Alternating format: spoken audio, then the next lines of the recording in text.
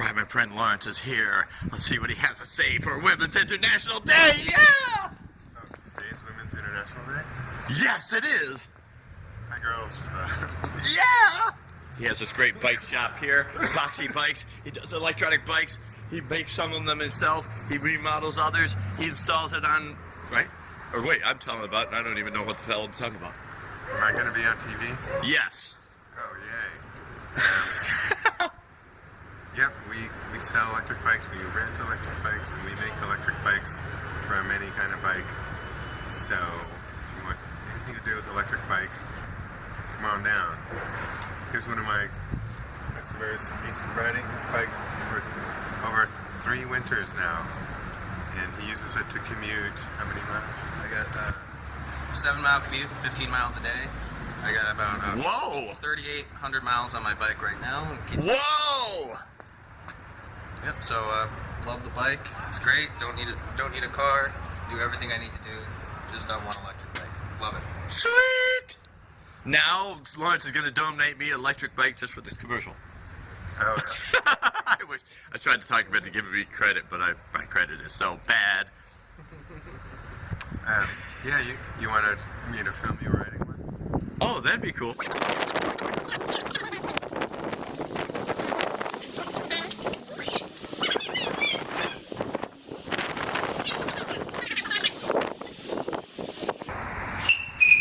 Yes! Everything you want to see from the Mr. Clean Show! Thank you, my brother. It's a take. That was a nice ride. So don't you want to have your filming be horizontal? I can manipulate the box anything. I would like to. I'd like to have a camera person. Lauren's like in control of the camera. Lauren, what the hell is wrong with you? Oh, wait. Did I say that out loud? Don't put that on your show. But we national thing she's got to sign.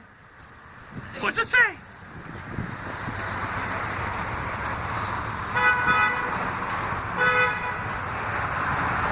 I'm just happy to be out here supporting women all around the world. What is it? What is it? No bombs. Not bombs. Yes! They're too talkative. They want. We want autonomy and sovereignty. We want Control women want women want control over their marching bodies. against Mr. Trump. Yeah. The iceberg, I call it. And the capitalist heteropatriarchy. There it is. Hey, what do you think about this whole thing? I don't know. I just got here. Just want some coffee? What's going on? I just want coffee. Yeah, coffee for the Mr. Clean Show. Oh, look, there's a sign. What is that? What is DLP? What is that? DAPL. The Dakota Access Pipeline. Oh yeah, no pipeline. I mean, even if you put the Native American issues aside, it's just a bad idea. It leaks all over the fucking place. It's crazy, man. What kind of idiot would ever even think that it was halfway acceptable? You're gonna take a picture? We're just on television. Oh, it's television. Well, I can, Help her! Help her! Help her! And I'm a part of the thing, and these Okay. ladies aren't even helping each other. What the hell's wrong with them? No, don't tell. No, I don't want to talk. What? You don't want to talk? Well, I Come don't know on, what to talk, say. please. I don't know what to say. It's a strike. Yes, it is a You strike. going to 4:30 thing? Yes. All right, I'll talk to you there. I'll have an actual camera person, so we don't have to like. Beautiful. Have to I'll do- talk at 4:30. All Give right. me Time to. Excellent. Prepare for something significant. Thank you. Okay. Thank you. What do you think of this? This or the phone? Anything. Not this phone. It's like lame phone, I tell you. This is awesome, and I love International Women's Day, and I'm very excited to be here marching with you. Yes! Everything you want to see for the Mr. Clean Show. So I'll rejoin you later with more when everybody else is here. Everyone should go to all of them, right?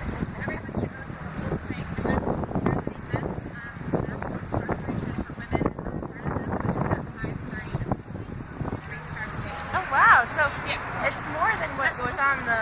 Because I looked it up on the internet, and it said. She said later at 4:30 she's talking, but I tried to weasel her in now.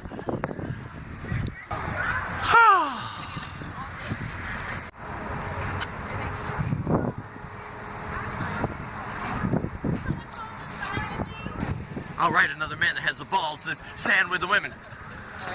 Yes!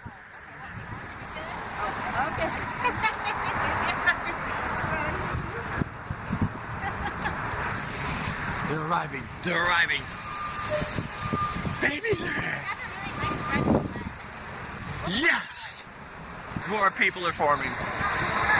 The camera guy is here. The ladies are out. Everything you would see. James is here. Everything you want to see. Even James is here. James is here. It's a part of International Women's Day. Okay, Mr. Clean. That is great. But I have to go to. You go to that workers thing. I wish that I could be taking place in this, but I got a grandson. I got to get off the bus from school, and I'm heading out there. But we'll be Family responsibilities first. Did you hear about our trial? I heard something about it. Well, they said the jury let you off, and also they said, even one jurist said, They appreciated what we do. yeah, that they appreciate it. Yeah. I gotta Yes! go. I'll talk to you later. All right, James doing a good work. That was the very individual I was talking about, Frank, where Daniel had to almost kick his ass for the Mr. Clean show.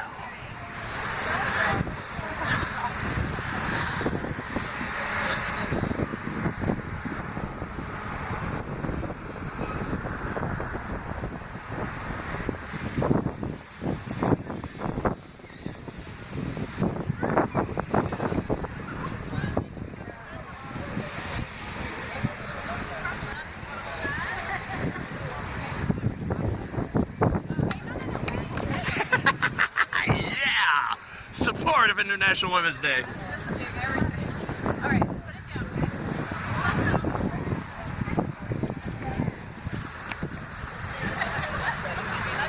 Super! More people are gathering. More people! Frank's boring the shit out of that poor lady. More people are gathering. Everything you want to see. Look at this cool thing. And people are gathering. Here's the camera lady's husband is here, and I am here on the scene, and that's what really matters. They're passing out flyers. They're taking signatures. Where's my camera lady? Where's my camera lady? There's Claire. I can make sound. That's all you need.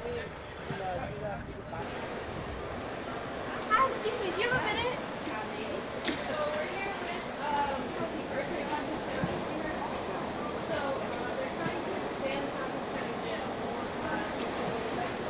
Oh wow, I had it on Zoom.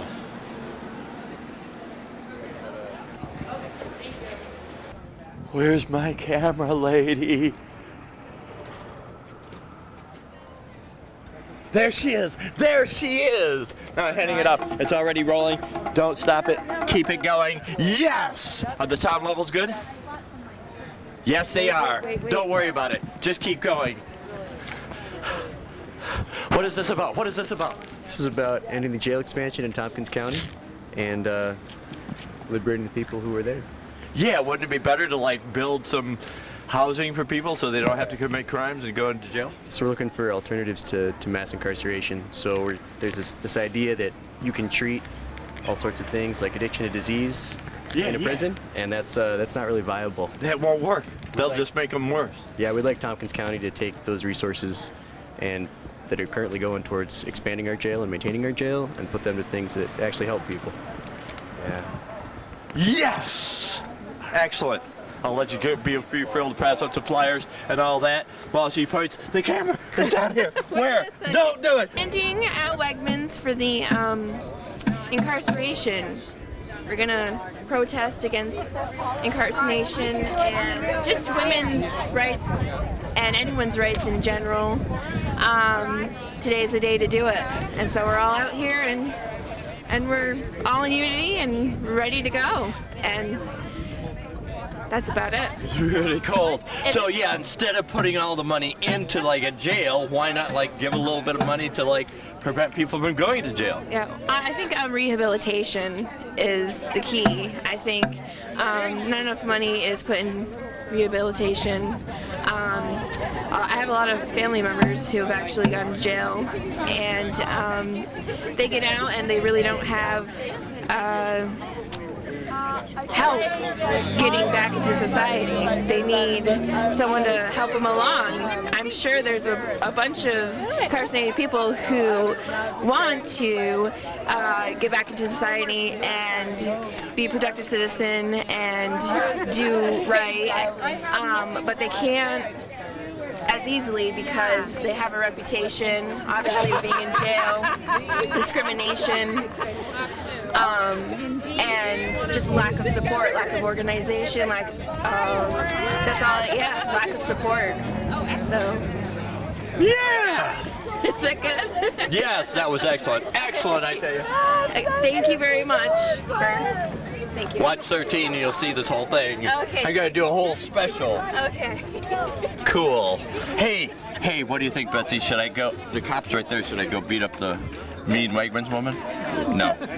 Probably not. Since I'm a Quaker and I'm all peaceful and stuff, I shouldn't do that, right? No. Okay, now let's go. Hey, you want to say anything?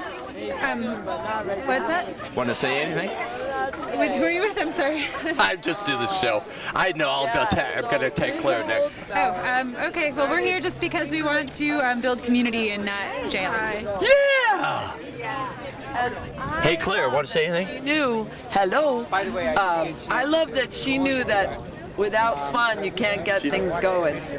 So that's the key. The key word is fun. Fun. You brought the trombone. Yes! Pan to the trombone. She wants to be on camera. Don't give me that. I have a drum. And she has a drum. She's like pointing the camera away. Follow me. Follow my lead. Okay, who else should I talk to? My vegetable bucket drum. It was Right over there. And Hey, let's talk to the mean Wegmans people. sacrificed it for the drum corps. No, I better let that go. Oh, here's our friend. Volunteer for one of the banners. Ready to talk? Hi. Sure. Hi. How you doing? I'm fine, thank you. Cool. Oh yeah, maybe we can Tell us hand something. them. We've already done that. Well, I had to work today, so I'm sporting my red because I had to work today. But I also wanted to come down and march and be part of the program at Green Star at 5:30. Yeah. Supporting women who have been formerly incarcerated and their children and families, because I think that is so important for all of us as women to do, is to recognize the extent to which women are being abused and used by the criminal justice system, and they often in our cultural conversation fly under the radar. And of course, because women are the primary caretakers in our families, when women are incarcerated, their children are also severely affected, and those children often either end up with family members who are already overly taxed or in the foster care system, which is beyond overly taxed. Yeah. It's really important that we all be here to stand for them. Excellent. Wow, that was more than I expected. That was great. Totally articulate, totally right on. See, we're all here. We're Quakers. We're always at the cutting edge, but most Quakers are humble. I'm just not, so I just. Oh, me neither. Oh, right. Oh, cool. Right on. The hip new generation of Quakers. For the Mr. Clean Show. Now, who should I talk to next? I have no idea. Because I don't know who you've talked to already. Oh, look at these heads. Let's find out about the heads. Let's get the heads. Let's get the heads. Hey, what are these heads? What do these heads mean? Oh, I didn't make They're the heads, pretty. so I don't. Oh, there's another one. I didn't make the heads. Actually, there was a woman in green who made them. But, Your mom made it? Yeah, my mom. They're pretty. Oh, pretty head. Yeah. They actually, I want one. they symbolize different people from different backgrounds. So like from different cultures and ethnicities. Yeah. All right. They're beautiful. Look. Hey, what do you have to say? I love women. Yay! Yeah. Yeah! Perfect. Perfect. All right, I think they're preparing to leave and march. And you know how to walk backwards? Not as well as you. I know, maybe, hey, you want to do some interviews? No. I'll take the camera, and you want me to do the march part? I could walk backwards. Excuse me. Does that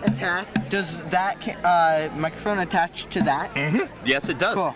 Yes, it does. You'll be able to see it on Channel 13. Cool. I'm doing a whole special. Cool. Okay, now, what are we? They're starting their drumming. Claire's ready with her trombone. People, there's camera person's husband. No, he doesn't want to talk. Wait, you're supposed to follow me. Follow me continuously. Ready, go.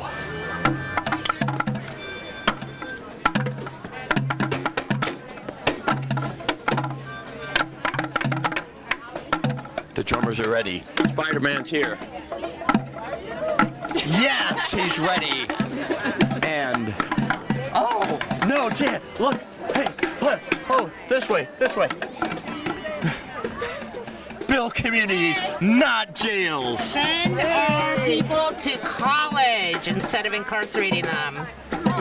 Suzanne from College Initiative Upstate, a program of OAR of Tompkins County. Yeah! Hey, I must say the cop must be doing a good job because the Wayne Wegmans leaders are over there like, no, they can't be here. And the cop's like, yes, they can. I think I just created that whole dialogue, but that was a positive one. Okay, we're getting ready. Want me to do the walking backwards thing? Are we doing the walking backwards thing? We're doing the whole thing. We're keeping rolling throughout the whole thing. You want me to walk around the other side of you? You can. We could do, let me see if anybody wants to say anything else. There's a camera person. Hi there. Hi. I already got you on cell phone, but this would be more clearer footage. All right, we can try it. How are you? Yeah. Very good. To say nothing of like the... You're kidding. You didn't hit the button? Didn't see the record? You said it was all set to record. It was. But at some point you must have been inadvertently hit it.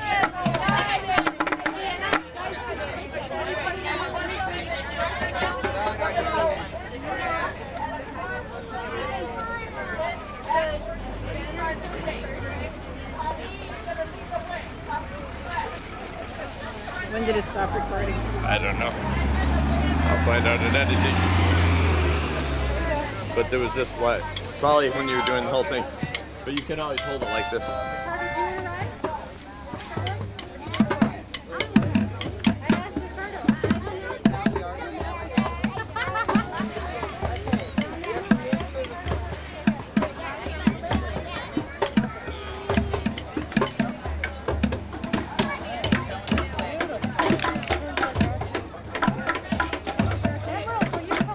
I fear we lost the whole thing. I don't know. Hey, Boo! You want your child back? You want your child? I don't think so. I think Good. Was it all set up to record when you gave it to me? It was already recording. Okay. Adjusting the Zoom. I thought it was adjusting the Zoom. Excellent. So hopefully. Oh, they're going the other way. Oh, they're going the other way. Here, interview people. Chris, give me the camera. What? Give me the camera. Oh, are you afraid I'll drop it? Well, I'm responsible for it. Okay, so that means you gotta walk backwards. Here we go. Is it still early? Check record. Check record. How do I know whether it's recording? The record thing. Oh. Yes. Okay. Women. When I say woman, you say power. Woman. Power. Woman. Power. Woman. Power. When I say woman, you say power. Woman. Power. Woman. Power. Woman. Power. When I say woman, you say power. Women! Power! Women! Power!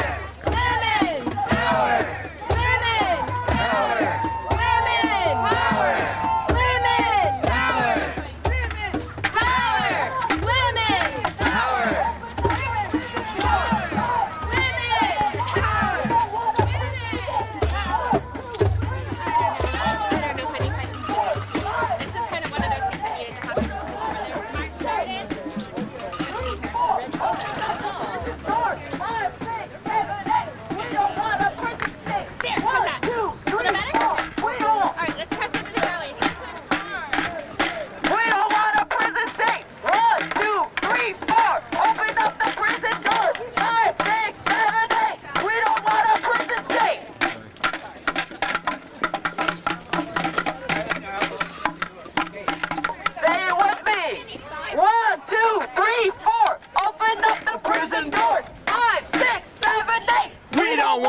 prison state. 5, 6, 7, 8. 1, 2, 3, 4. Open up the prison doors. 5, 6, 7, 8. We don't want a prison state. 1, 2, 3, 4. Open up the prison doors. 5, 6, 7, 8. We don't want a prison state. 5, 6, 7, 8. Let's all decarcerate. Yeah, decarcerate, yeah. Okay, let's jump ahead. Let's get right in front. Actually, everybody cross this way down the sidewalk, yeah? Cross again. 1, 2, 3, 4. I messed up. Here they come. Here they come. 5, 6, 7, 8. We don't want a prison state. Oh, we lost track. Open up the prison door. 5, 6, 7, 8. We don't want a prison state. 1, 2, 3, 4. Open up the prison door. 5, 6, 7, 8. We don't want a prison state. 1, 2, 3, 4. Open up the prison door. 5, 6, 7, 8. We don't need a prison state. 1, 2, 3, 4. Open up the prison door. 5, 6, 7, 8. We don't want a prison state. We don't want a prison state. 5, 6, 7, 8. We don't want the prison door. 5, 6, 7, 8. We don't want a prison state. All right, Claire's got the trumpet. Camera this way. Camera this way.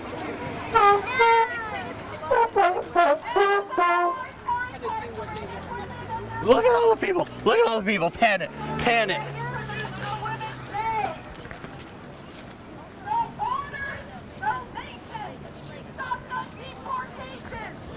Deep.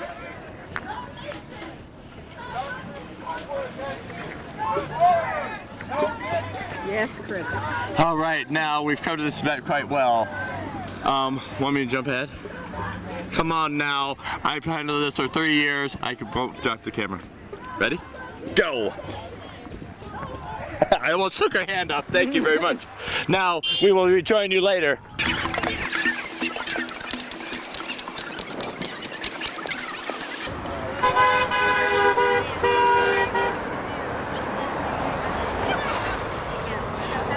Here comes the full march. The full march, I tell you.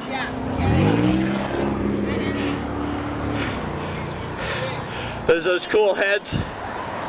Here's the banners.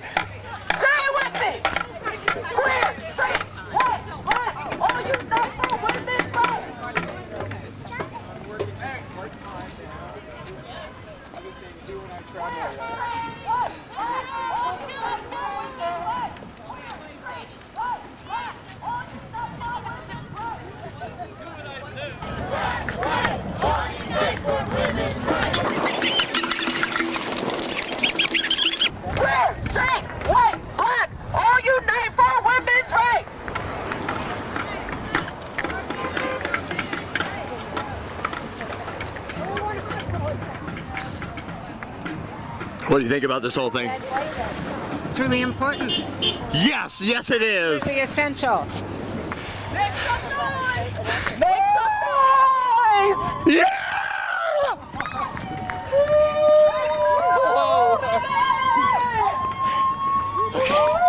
I'm gonna. Here comes some more people in support of the thing.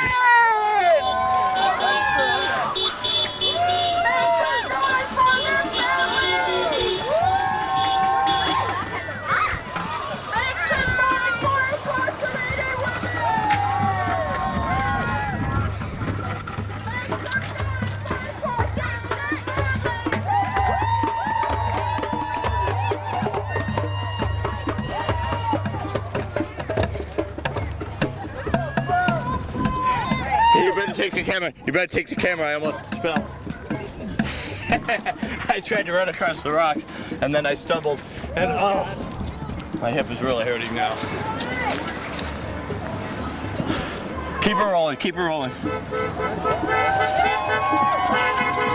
Yeah!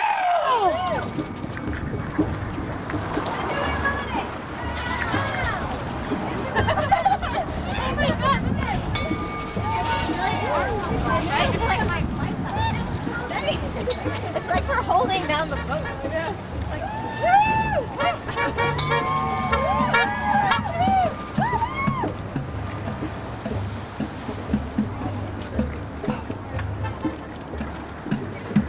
Yes!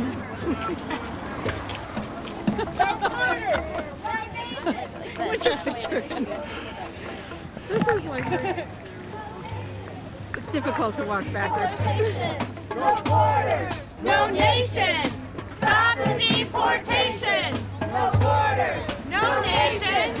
Stop the deportation. No borders, no nations.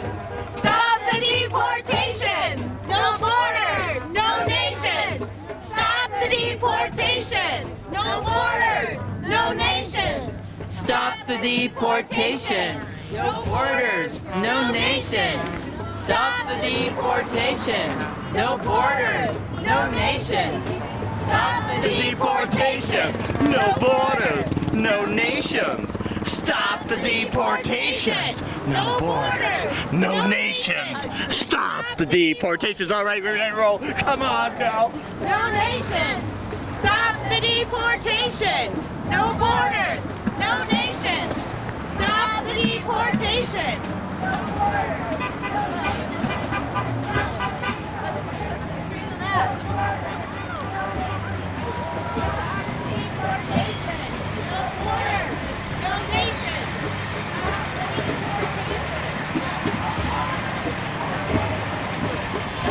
Hey, there's my friend.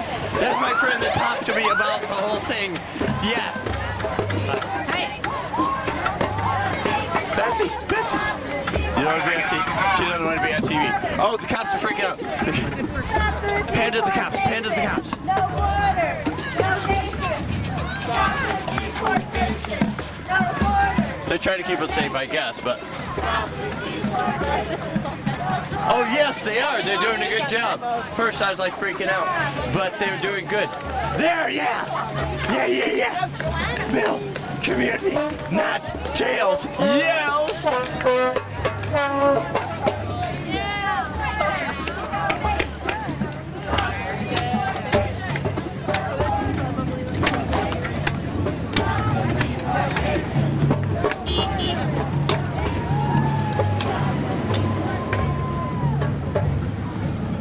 Just act like a car. Bicycle do all the time. All right, Jay. That was my friend Jay. So all gonna cross. Yes, everything you want to see.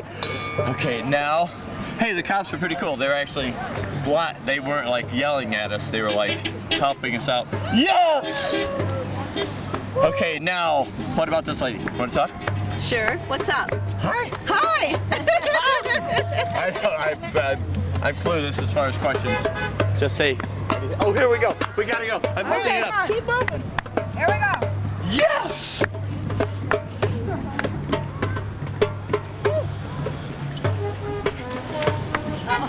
The trombone. I love Claire's trombone.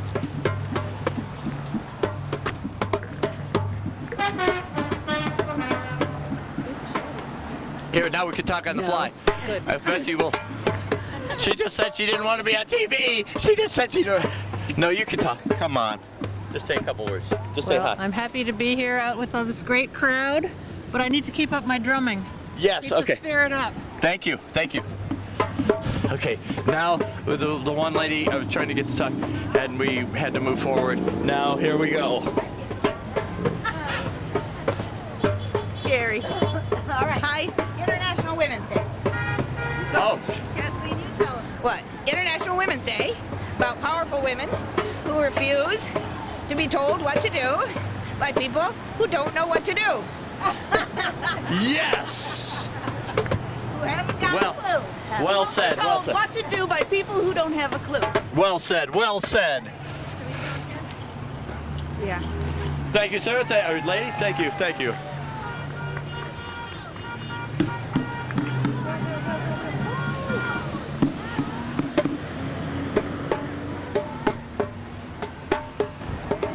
Right on. It's going well so far, I think. I just need to set this down for a minute so I can stop this thing I'm talking. Hey, want to say a few words? Hey, want to say something? All right, they're blocking the way for us. The police are doing to protect and serve. Yes!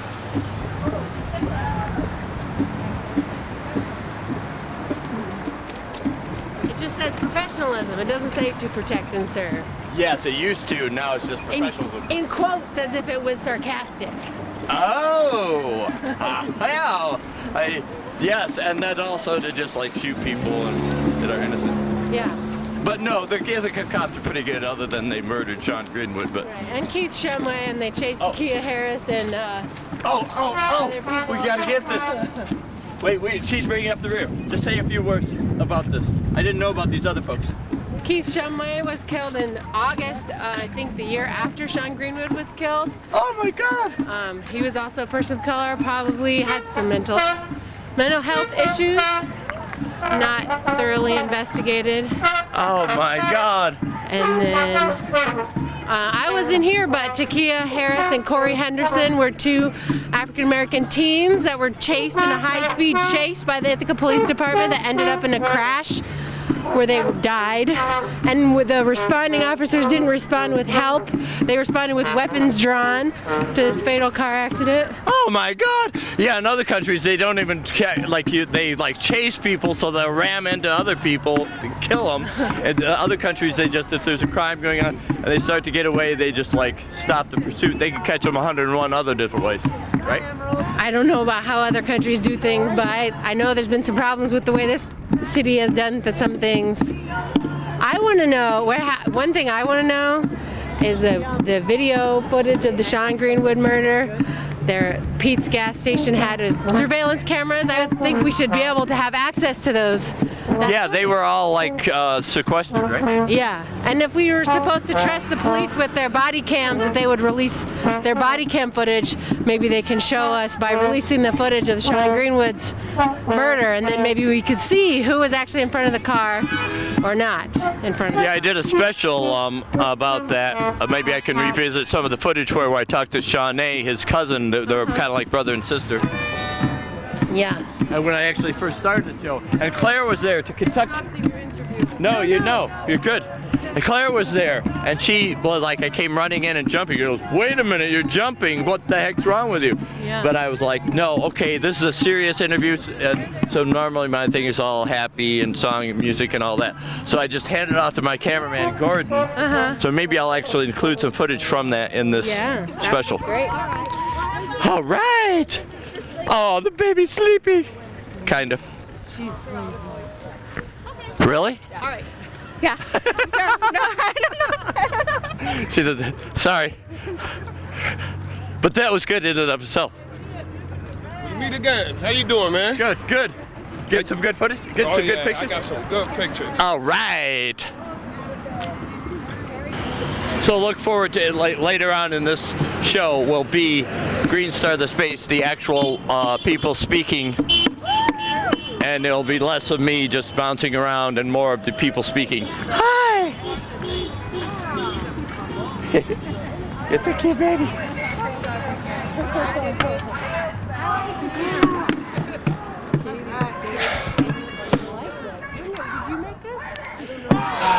Here, let's go around. Watch out for this. Okay.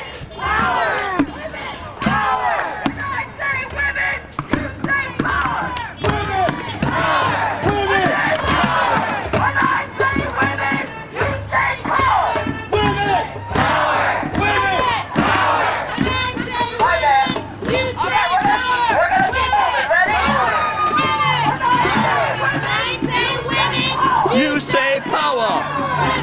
Power! Power!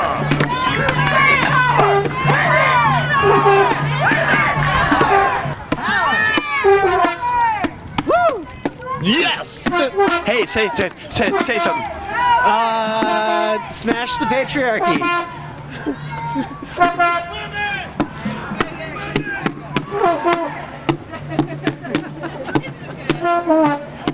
What'd you say there?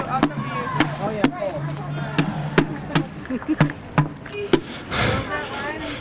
Tell us something, Claire. Tell us something, Claire. Hey, it's always good to be out on the street. It's a win-win situation.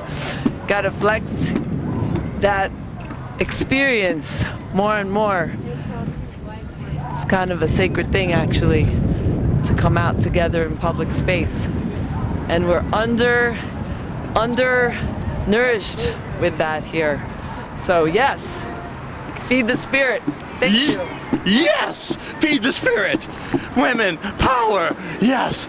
Now, I'm gonna get my camera lady to be more agile and run around, but I almost dropped the camera, so... Oh, I hurt my hip too. Oh, man, I'm getting old.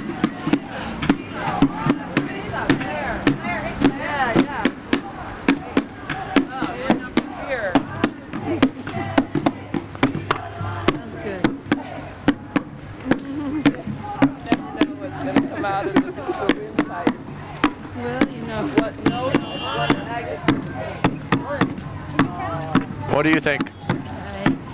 I don't know what I'm thinking.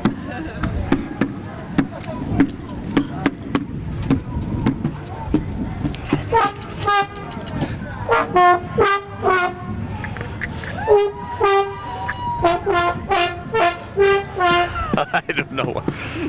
That's why I brought Tony in for that Verizon interviews, because I'm okay with like, oh, this is Mr. Clean Show, but after that I have nothing of substance, because I'm a performer, a singer, an actor, so I better learn my lines. Okay, now we're catching up. We're catching up, Betsy. Come on.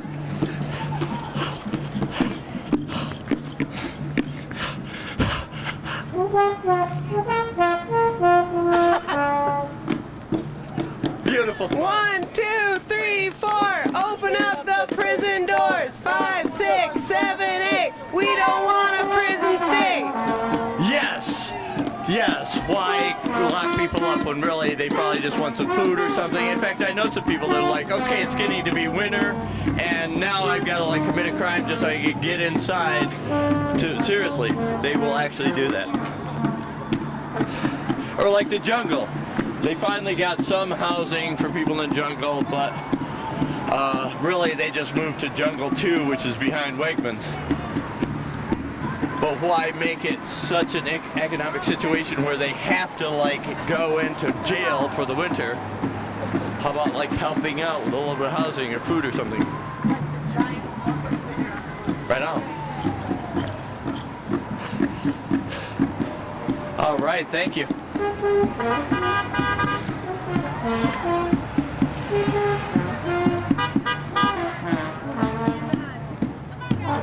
Look, teamwork. They're able to go around the thing and... Let's get a cop, Mike. Show them our message. What's our message? Yeah. What's our message?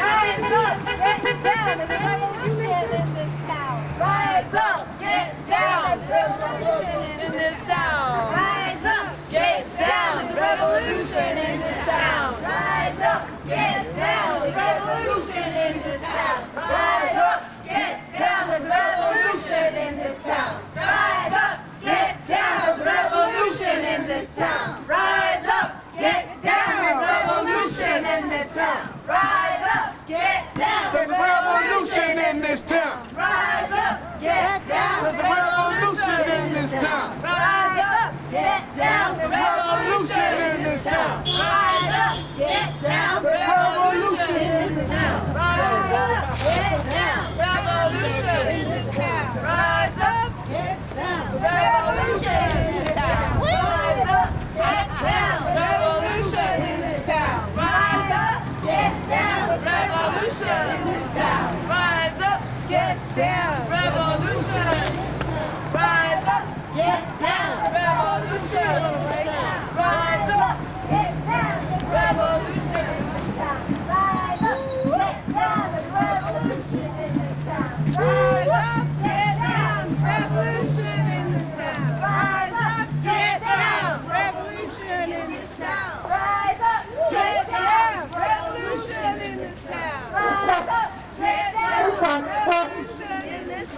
Get down! Revolution in this town! Rise up, get down! Revolution in this town! Rise up, get down! Revolution in this town!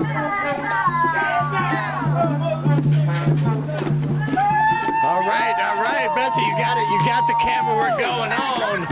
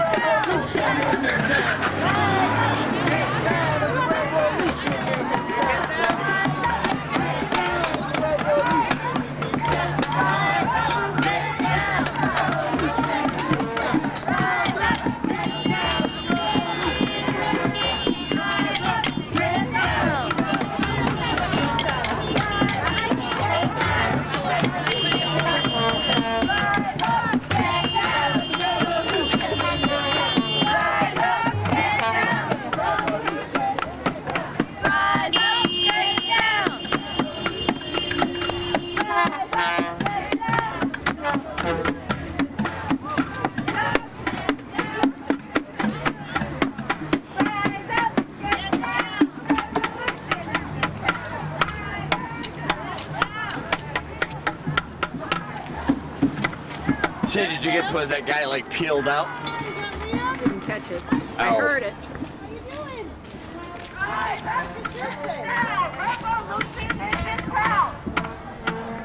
All right, now we're approaching green side of space. The people right at the intersection, some were supporting and beeping, others were like freaking out and like trying to like peel out by us.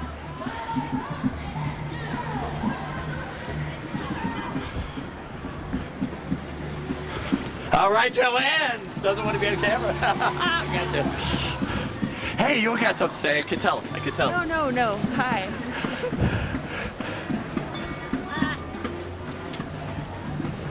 Hey, this rainbow lady. She's got something to say. I can tell it. I can tell.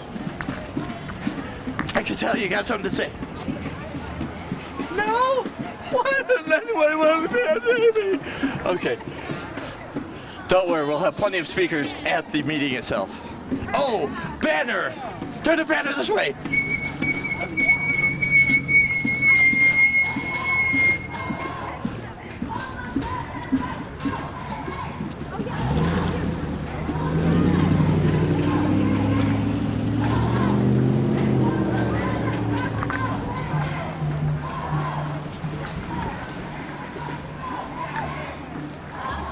Let me get the picture of it.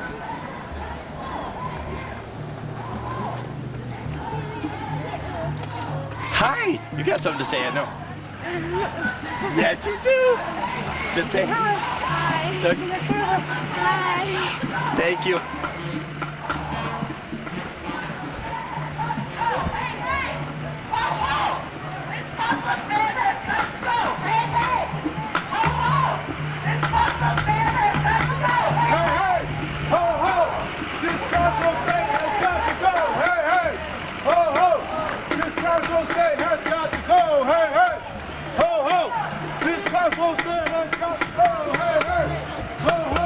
I can tell he's ready to say something. Come on, follow me. Will you say a few words? What's that? Will you say a few words? We're here for International Women's Day, International Women's Strike Day, and everybody should be out here. Women are the key to our civilization. If we respect them, respect their rights, we're moving in the right direction. Thank you. Thank you. All right. It's hard to navigate, isn't it, Betsy? Sometimes, like, there's all kinds of rocks and stuff. Hey, hey! Ho, ho! This Crossroads Day has got to go! Hey, hey! Ho, ho! This Crossroads Day has got to go! Hey, hey! Ho, ho! This Crossroads Day has got to go! Hey, hey! Ho, ho! This Crossroads Day has got to go! Hey, hey! Ho, ho! This prison state has got to go! Hey, hey! Ho, ho! This prison state has got to go! Hey, hey! Ho, ho!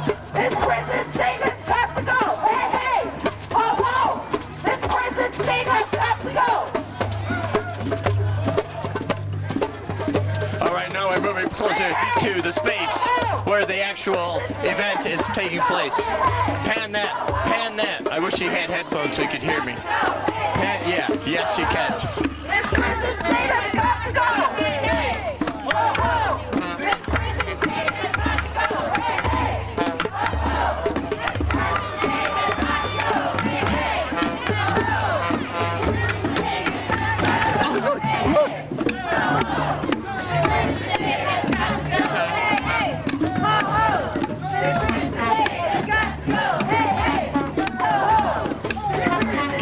Get those heads are popping.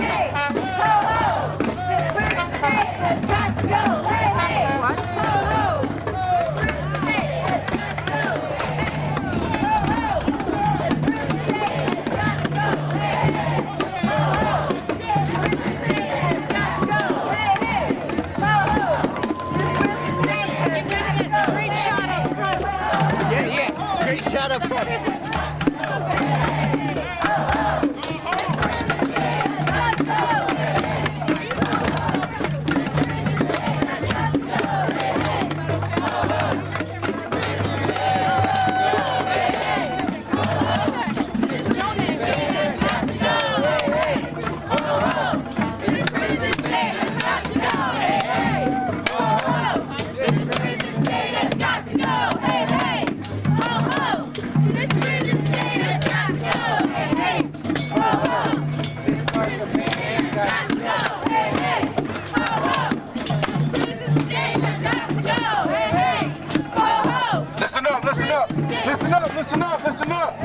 Listen up.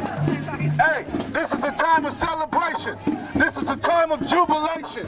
So when we sing this chant, hey, let it go. Dance, move your body. This is a celebration. Don't be stiff, let it go, let it loose, and let's celebrate. Hey, hey! All right! This prison has got to go. Hey, hey! Oh, this prison has got to go. Hey, hey! Oh, this prison has got to go. Hey, hey! Oh, this prison has got to go. Hey, hey! Oh, this prison has got to go. Hey, hey! Oh, this prison has got to go. Hey, hey! Oh, this prison has got to go. Hey, hey! Oh, this prison has got to go. Hey, hey! Oh, this prison has got to go. Hey, hey! Oh, this prison has got to go. Hey, hey! Oh, this prison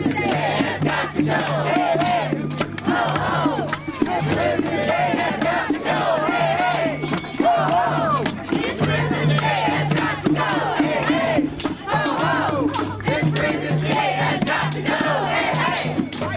go. Hey, hey! Oh, this prison has got to go. Hey, hey! Oh, this prison has got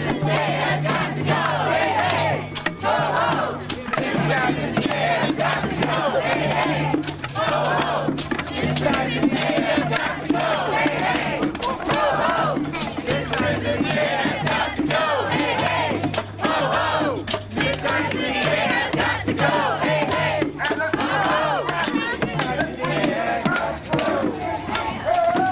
All right, that guy's what he's doing. We're gonna block traffic. Yes!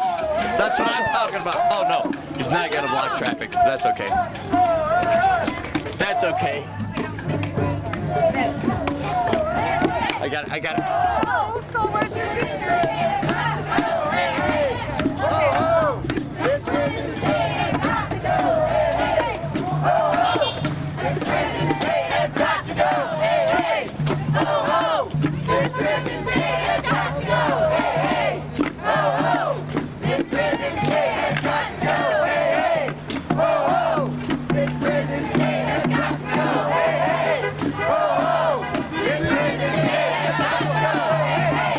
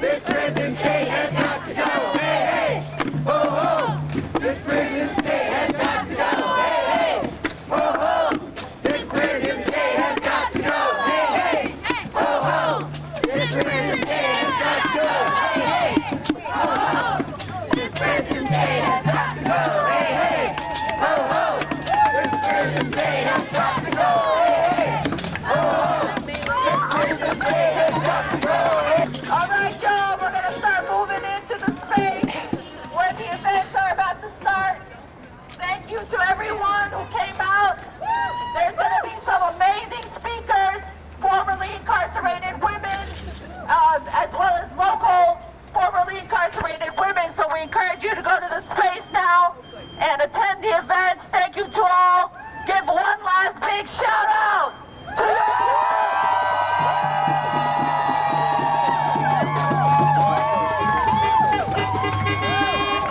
Yes!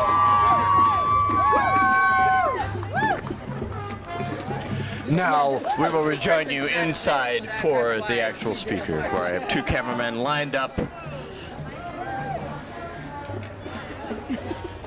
space can be found this way. Here we go, on inside.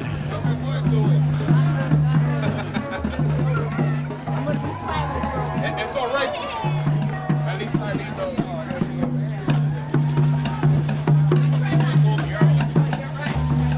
Let's see, who can we get to say something? Who can we get to say something?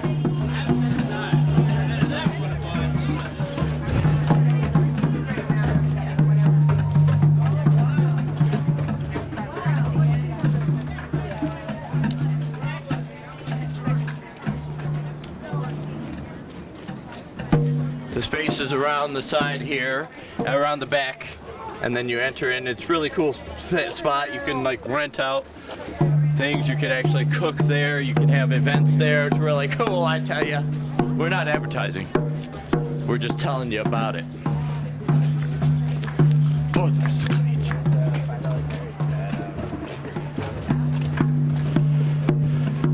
Let's see if we can get anybody to say anything as we come through here. Want to say anything? Hi. Yes. Well, let's do it sooner rather than later. Powerful women. Yay!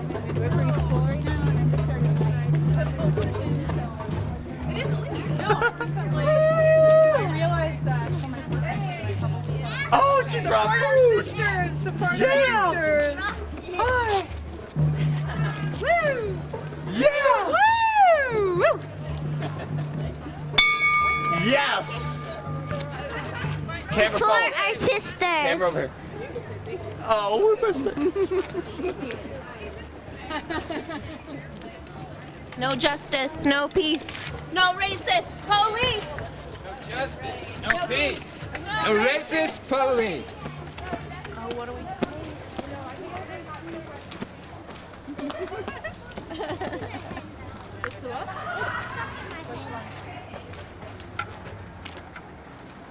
Oh, that's my friend from that's the church. And she used to come to Quaker meeting. Right? Oh, yeah, yeah. Yeah! Then this brother made those beautiful heads. That was a cool effect where they had the prison bars and the heads are popping up like, free us, free us. It really tired our arms though, especially the people who were doing one arm. Right, it was quite a workout. But I still did it for the look. Right on. Thank you. Okay, now we'll rejoin. I guess we'll rejoin you in there, and hopefully the times that the camera shut off. That's a very poor design, JVC. The button of the activation is right there where you're trying to do adjustments, so it could like shut off at any time. Now we're gonna switch off to my other two camera people and give Betsy a break for a moment, and now she can really participate in the event. Oh wait, I'm sure that this lady has something to say. She has something to say, I know it.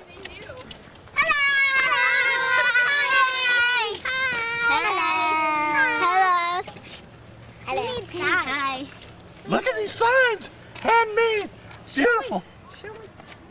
Yay. Oh, no, it isn't. Yay.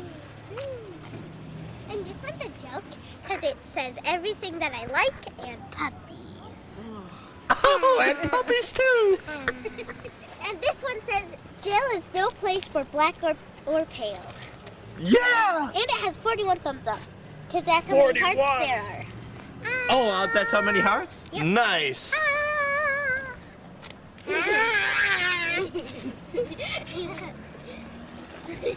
Right on. Now we will rejoin you inside. Watch out for this pothole. And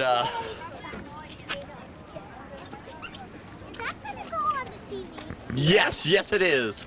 It's going on the TV. You gotta be TV. Channel 13. It'll be a special. Look for. Normally I do my normal show, and that's like all a bunch of just singing and dancing and stuff. But this will be a special. Very slowly. Oh, you're rolling? Good. Hit record. You hit record? What? You're recording? Yes. All right. All right, Tom is on his way. Where the hell is he? It's way past 5:30. Wait, I shouldn't be bad-mouthing my volunteers, should I? All right, now. Tom, where are you?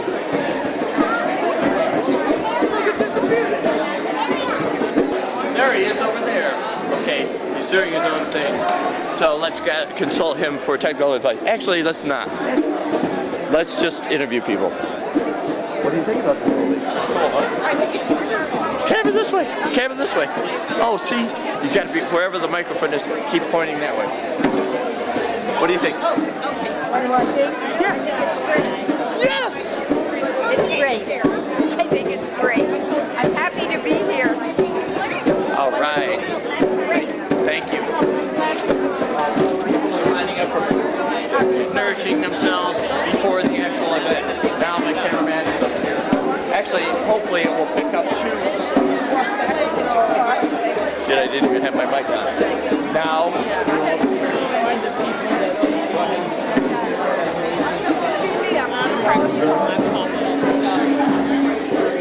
all right. Can you hear me now? Should be on the same frequency. You can? All right, now we're transferring from Betsy is doing to shut it down in the proper manner, and we may need to advise Frank here for a moment. So you can go ahead and then give me that whenever you can. All right, now it's on standby. The white balance might be out, but my other cameraman we may need to advise, but I think he went to the restroom. Let's see, will you folks say it? Come on, please, please. I'll pass. They'll all pass. All right, now do you need any technical advice? Yes. All right, now my technical expert is here. Why don't you hand off? Why don't I? What do you want to do? That's okay. We're good. Advise him technically. Thank you. Thank you, my friend. This is part of a shoot on the fly. Two experts working it out while I go to. Oh wait, this is picking up on the. That's weird. They've got the same. Trouble. They got the same. So what you want to do is pretty much all right. The only thing you have to change. You're going to have to be. No, thank you. You're going to be careful once they start because it's just going over the PSA. Yeah, I know. I heard that.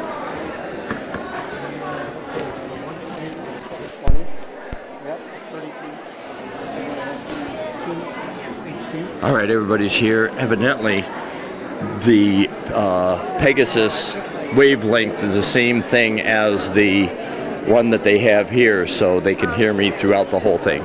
People are gathering. They're all happy. They're nourishing themselves. Yes, everything you want to see. Ideally, if you can get her straight out. They're working out the bugs of the thing. I've got the two-way mirror here, and my head is all lopsided. For the Mr. Clean show. Yes. Oh, there it is. Hey, check it out. Actually, then it's probably better to be closer. Yeah, that's kind of where I was. Yeah. This is on the. This is the wavelength of this is going out over the whole thing. Isn't that cool? You are on the speaker all around here? Weird. Well, say a few words for us. We don't necessarily want to interrupt the proceedings with just our rambling, so. So we'll have to shut down. As far as white settings are concerned, that means that there's a lot of white block.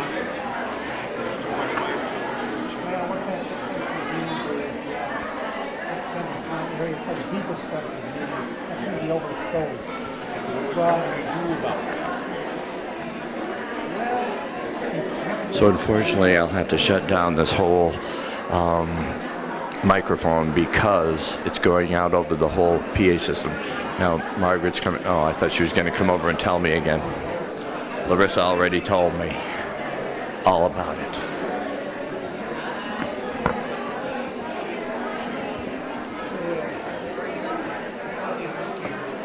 we'll rejoin you with the other footage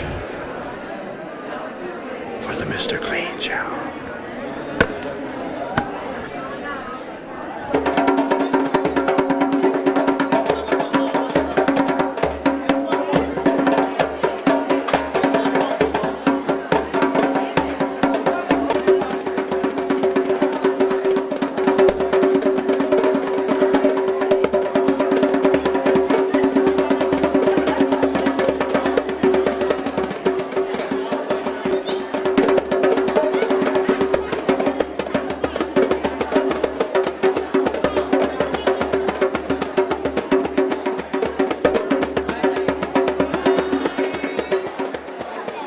You are?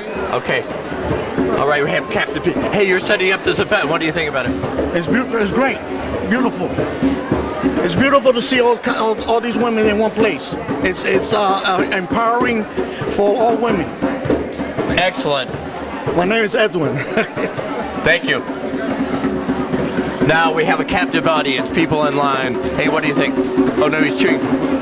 He's trying to eat. What do I think of what? The whole event or anything you want to talk about. Okay, so this event is amazing because black women, black queer women, black trans women are always excluded from mainstream feminism. So this is necessary because these black, trans, queer women's voices have never been, it's not that they've never been there, it's that they've been unheard by mainstream society. So it's not that it's new, it's that they've been silenced. So that's why this event is so amazing, because finally silenced voices are coming to the front and are finally demanding that they have space and that they have power. I mean, they've always done that, but yeah, it's awesome. I'm glad to be here. Thank you. All right, thank you. Power to the people, yes. Now let's see who else could we get. Want to talk? I know. Let's get Susie. We're on the PA. Hey. What do you think about this whole thing? Oh, it's fabulous. It's great to honor women. You know, we often take for granted that women are just there doing the things that oftentimes men don't see or notice. Women know how to make space, you know, and create movement around things. Like, next time you're in a supermarket, notice how the women move through the crowd and notice how the men move through the crowd. It's just interesting. Yes, but I can move perfectly well. And we all, with and here we both. are all together. I'm in touch with my feminine side. Yeah, that's wonderful. Remember when we danced at the Juneteenth thing? The Juneteenth thing. Or some kind out of in the thing. street? Yeah. Oh, yeah, definitely. Oh, yeah, but lots anyway, of dance. continue. I started to interrupt your train of thought.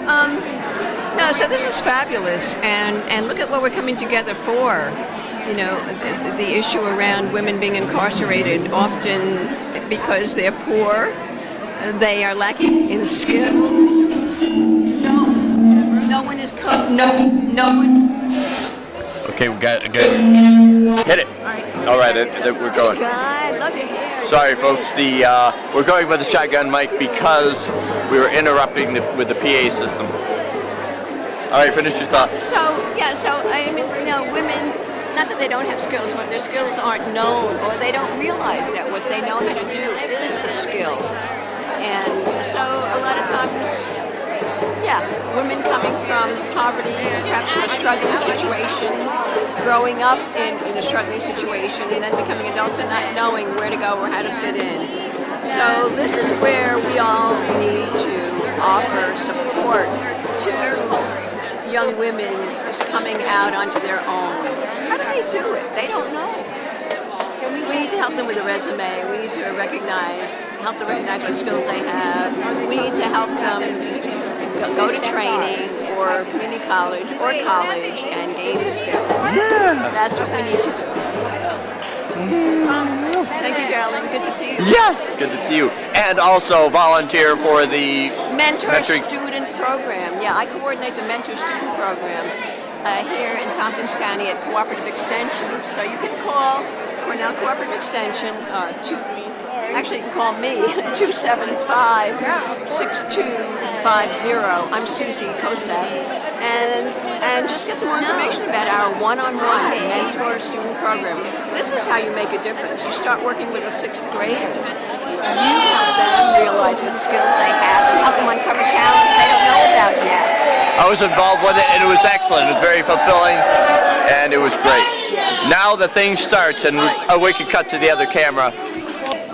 What is your dream today? What is your dream today? What is my dream today? What is my dream today? Joy to the suffering people. Joy to the suffering people. What is your dream today? What is your dream today? What is my dream today? What is my dream today? Joy to the suffering people. Joy to the suffering people.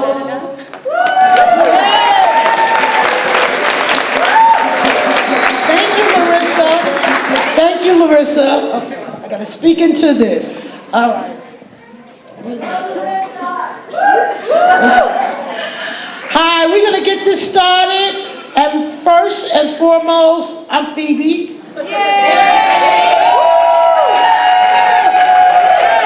And we couldn't do this without first having Jackie Melton Scott do the libation for us. One of my sheroes. Ashe.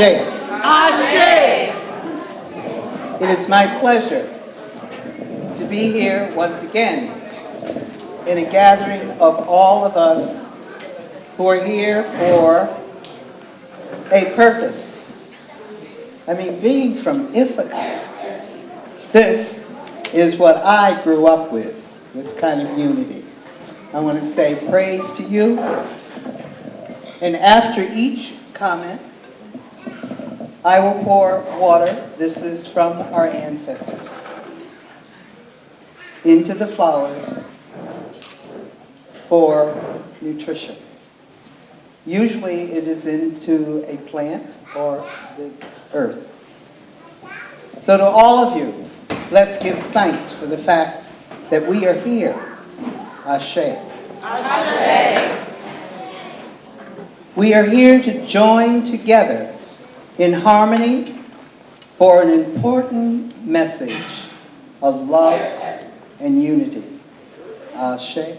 Ashe. Without us, there would be void. Ashe. Ashe. You got that. Got that. We should join hands now, because without us, there would not be a community. We are the foundation of life. Ashe. Ashe.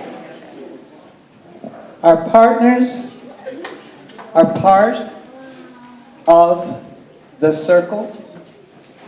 So without us, there would be no circle. Ashe. Ashe. Keep this thought of unity and strength and togetherness always close to your hearts.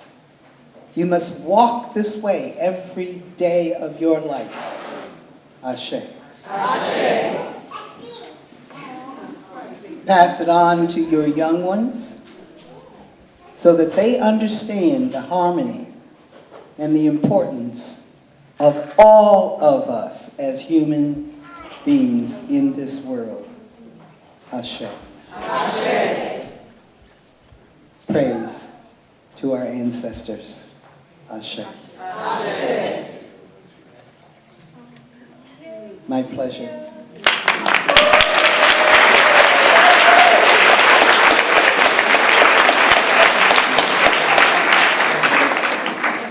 Thank you, my love. And thank y'all once again for coming out and honoring mothers daughters, and sisters impacted by the criminal injustice system. Let's pursue alternatives to mass incarceration, jail expansion. Let's always remember those women who cannot stand here tonight. So, without further ado, I'd love to have Babina Cologne come up and do the honoring of the land which we gather on.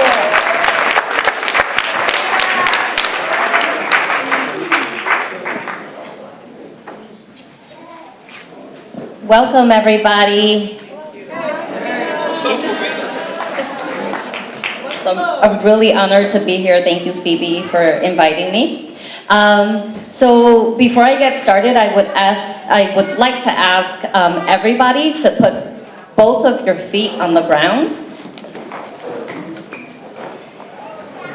And there's a significance in that, in really finding ourselves in places where we can ground ourselves, and you can do this anywhere, in any space.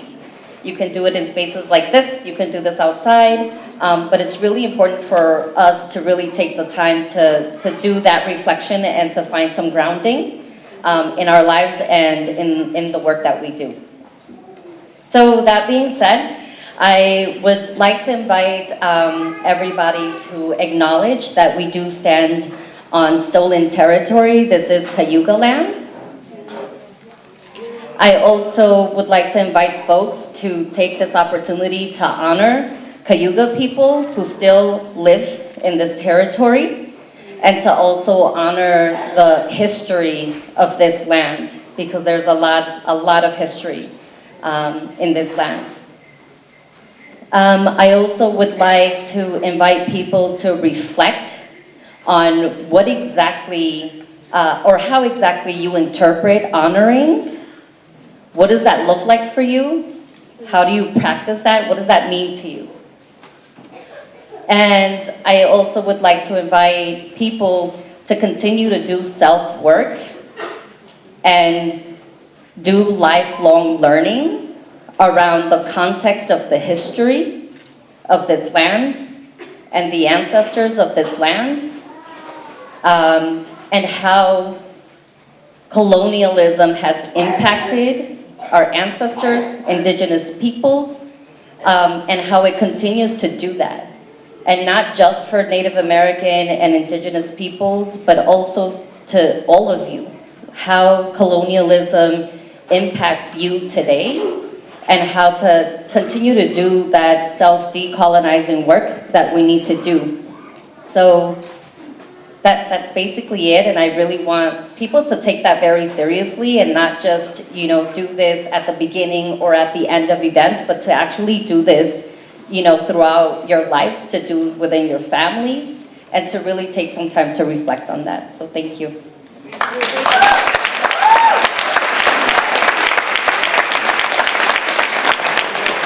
Thank you, Pavina.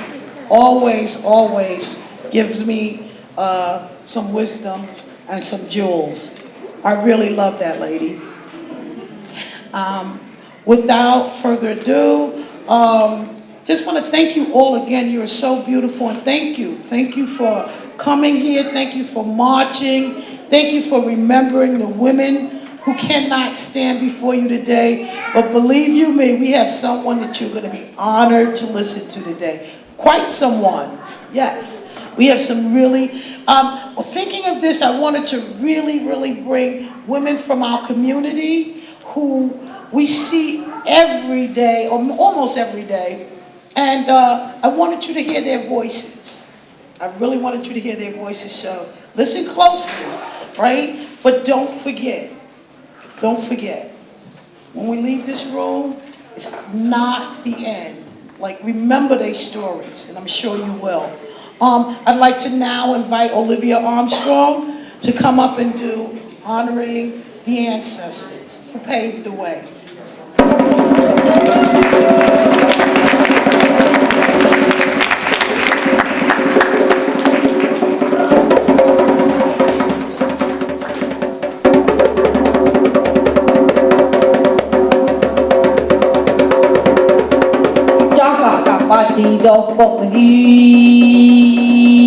Yo.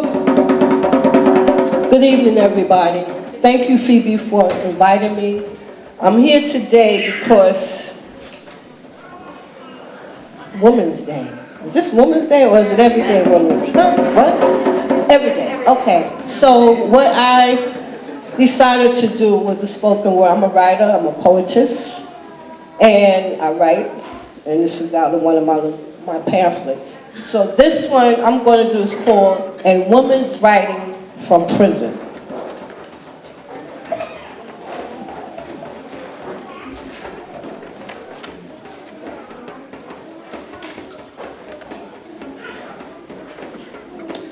From the prison of my ancestors who still carry us without making a fuss. From the prison of Ida B. Wells, I can still feel her injustice of hell. From the prison of Mother Earth, who man has locked in with a curse. From the prison of Malcolm X, ooh, that brother is still vexed. From the prison of the Egyptian tombs, which man has exploited with a big money boom. From the prison of my mind, which is the only place I can sing and find the divine. From the prison of us, we must stand together with our ancestors and stop the fuss. From the prison of the big oil corporations, killing our fish and giving us a false revelation. From the prison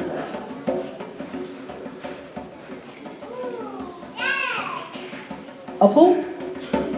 Our grandmothers?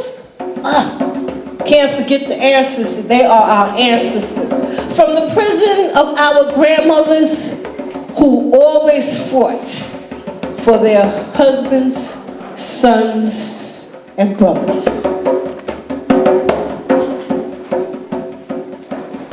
From the prison of our government who keeps saying we gave them a righteous covenant.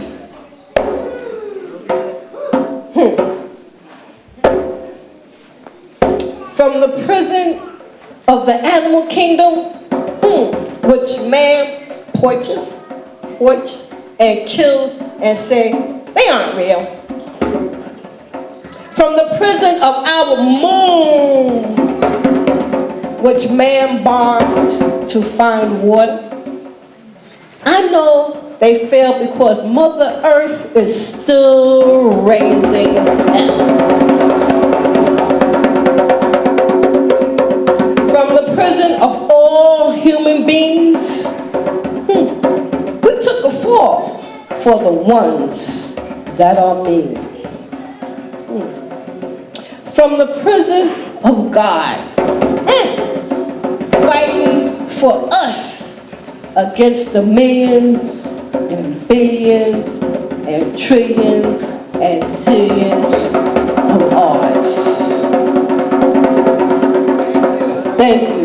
A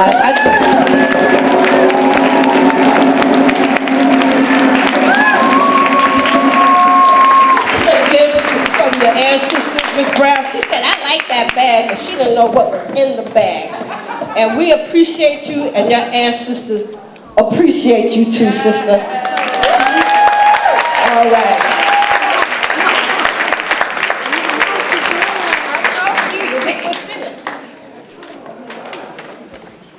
Oh, thank you, Abraham. Yeah, that's Abraham. Farewell. That's Abraham.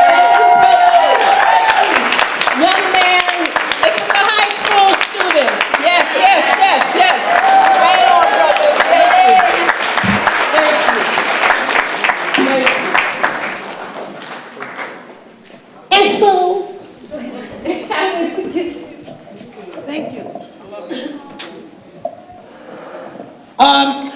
wanted to let you know that over in the corner, there's an area for children if they want to play. Carolina? Yes, over. Hey, Russell. Hi, everybody. Once again, I'd like to keep it moving because I want to leave enough time for women to share out from the floor, you know. And so now we had a young lady, but she's not a youth, to come out and speak, but she's sick tonight. So we're going to keep it moving. And without further ado, I've grown to love this young lady more and more every day. We always don't see eye to eye, but we sit down and talk. We know that we love each other unconditionally, so we don't let our agreements stop us from loving one another. I'd like to introduce Larissa Camacho.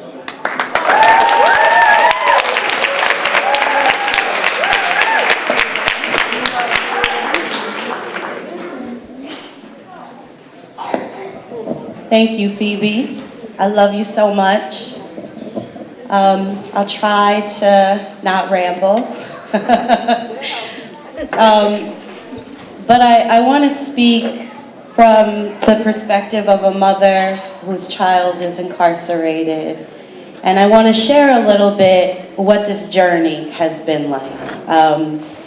You know, several years ago, I had this very angry young man who is beautiful, brilliant, incredibly sensitive, and just struggling to figure out between all the different messages he was getting what kind of young man he wanted to be. And I went looking for help, all kinds of help. And I gotta tell you, in this community, way before a person becomes a criminal, they're already criminalized, and their mothers are criminalized. And it's done in a lot of ways. You know, it starts in the school. And it happens like, you know, Child Protective Services. That's one of the organizations that's supposed to protect our children, but oftentimes is used to abuse our families, to control people who speak out against what's happening in the school system with their child, who say, you know, no, you have some responsibility for why my child's suffering in your classroom. And no, I'm just poor, I'm not neglectful. But if you're poor in this community, that's what it's like. And it's very isolating. And it's very scary to ask for help when your child gets in trouble because you've already been under attack for years. And if you're very, very lucky, you learn how to advocate for yourself. So that's what that journey was like. I was already under attack, but you know, I love my son so much that I will swallow every ounce of pride and every bit of fear to help my children. And so I went around and I said, what can I do? He's angry, he needs this, I don't have the resources for that. How can I help my kid? And everybody said, well, go talk to this person, and go talk to this person, and go talk to this person. And finally, I go and talk to the people at YAP, and I say, hey, you know, you do mentorship, you do advocacy, can you help my kid? You know, and they said, well, we're friends, so I can do this much for you, but if you really want your child to access these resources, you have to go put him on a PINS petition. And what happens when you put your child who's angry and rebelling on a PINS petition is they don't help your child. Instead, they just keep stepping them up and stepping them up because the criminal justice system is designed to take our people and keep them. That is what it's designed for. And in that process, as a mother, you know, because I believe in teaching my child right from wrong, and when he's going down the wrong path, first I'm going to try love and encouragement, and then I'm going to progress to kicking his ass.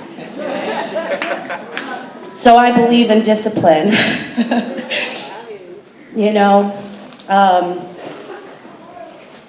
But in that is where we start to internalize these messages of our own self-worth as mothers, where we begin to internalize these messages of criminality and who's a criminal. So it's been a long road, it's been several years, and my son will be coming home soon. Mostly because I didn't give up and I kept calling people when the state kidnapped my child.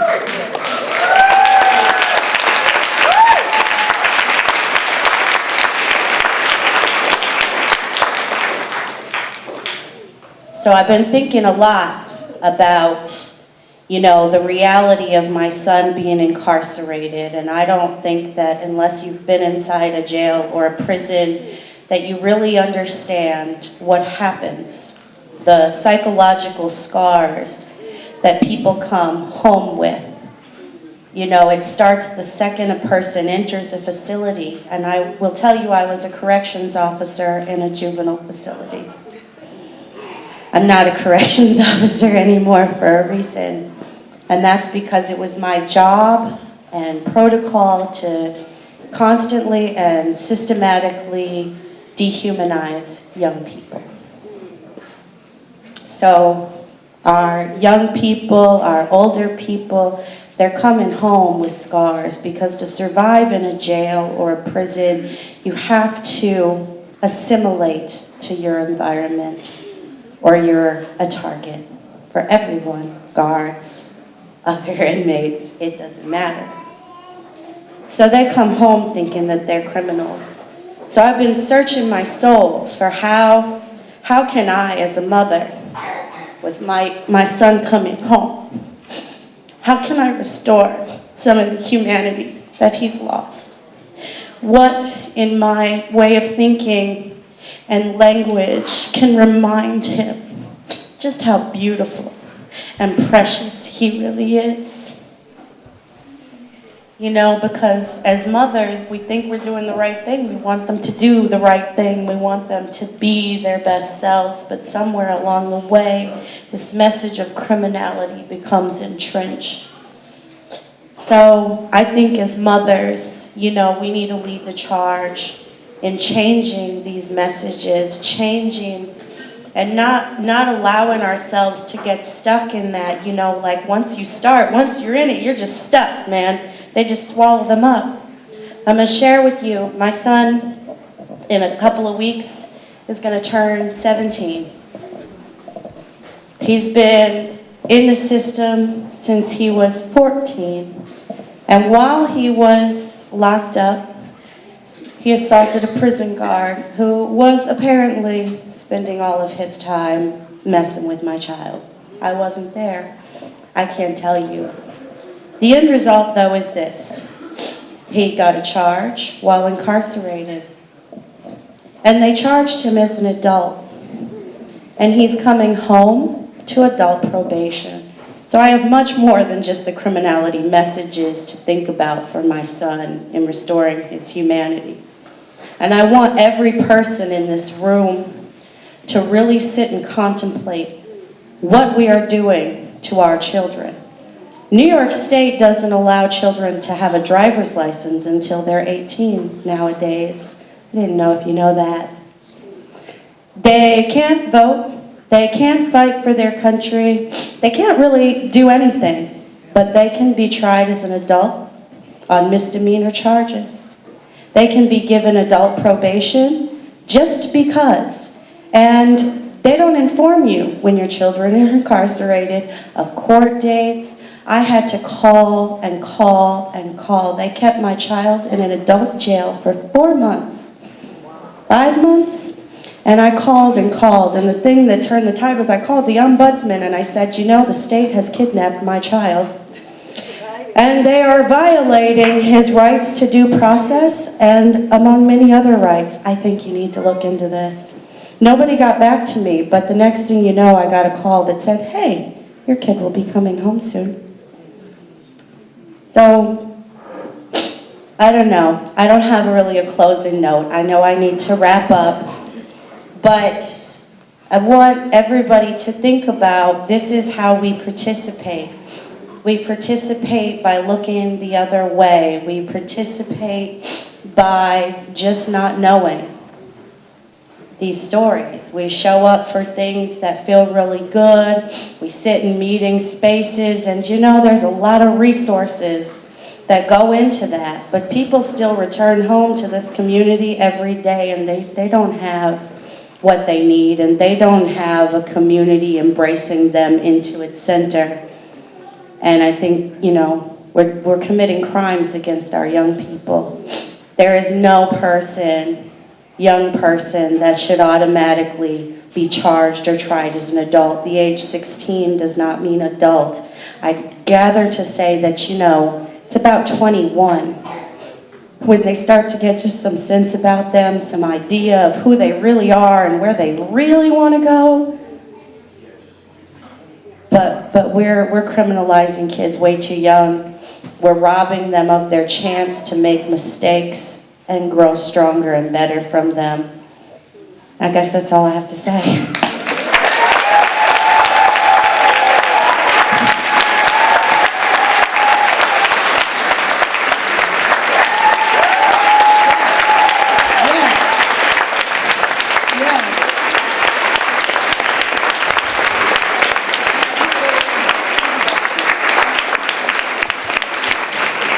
And that, my friend, is someone who's very active in the community. That's from someone who said she didn't know what to talk about. Thank you, love. Thank you. How you feeling so far? This is sometimes heavy conversation, and you know, many times people who like, it's too much for me. If you think that this is too much, grab you someone, talk with, hug, share what you're feeling. Don't leave here feeling bad. Leave here feeling informed and ready to take action. Thank you. When I and some other friends were thinking about putting this together, we wanted to really try and reach out to communities around our county, right? Different communities, because that's what makes up Ithaca. So a friend told me about this woman out in Groton who's running for mayor. And I said, sure, no better way than get the rural community here. Anybody from the rural here? Anybody? That's what I'm talking about. That's right, give it up. And so, without further ado, I'd like to introduce Miss Faith Tyler from Groton, New York.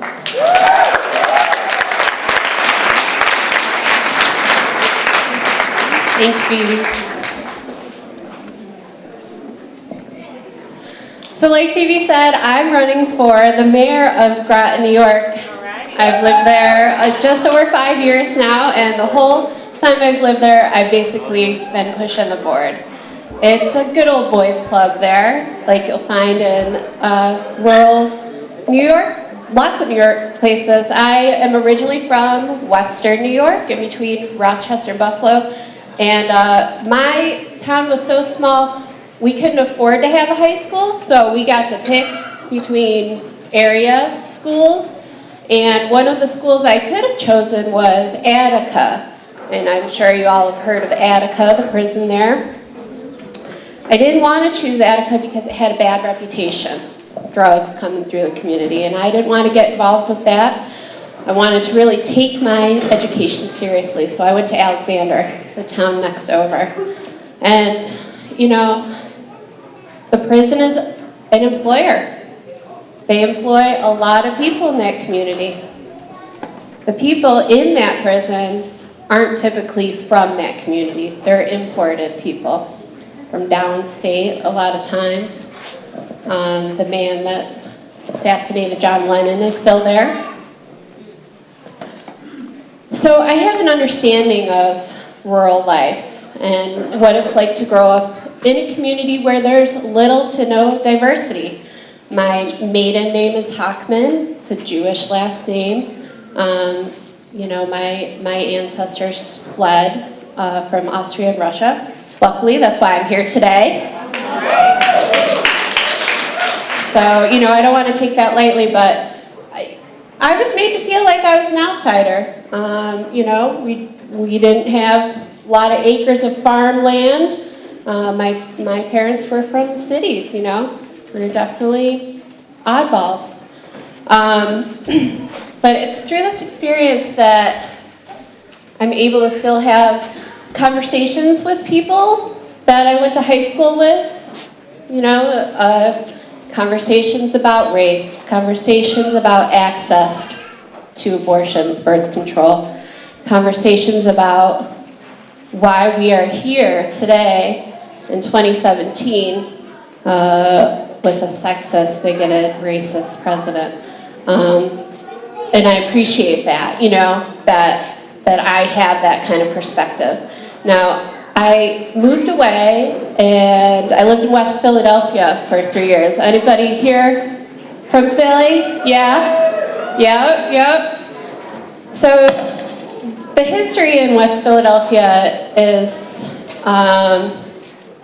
white people worked in factories, the white flight happened, and then you know, they moved out. There weren't jobs. The factories kind of closed down at that time. It's very mixed community. Activists are really strong there, activist presence, and people of color.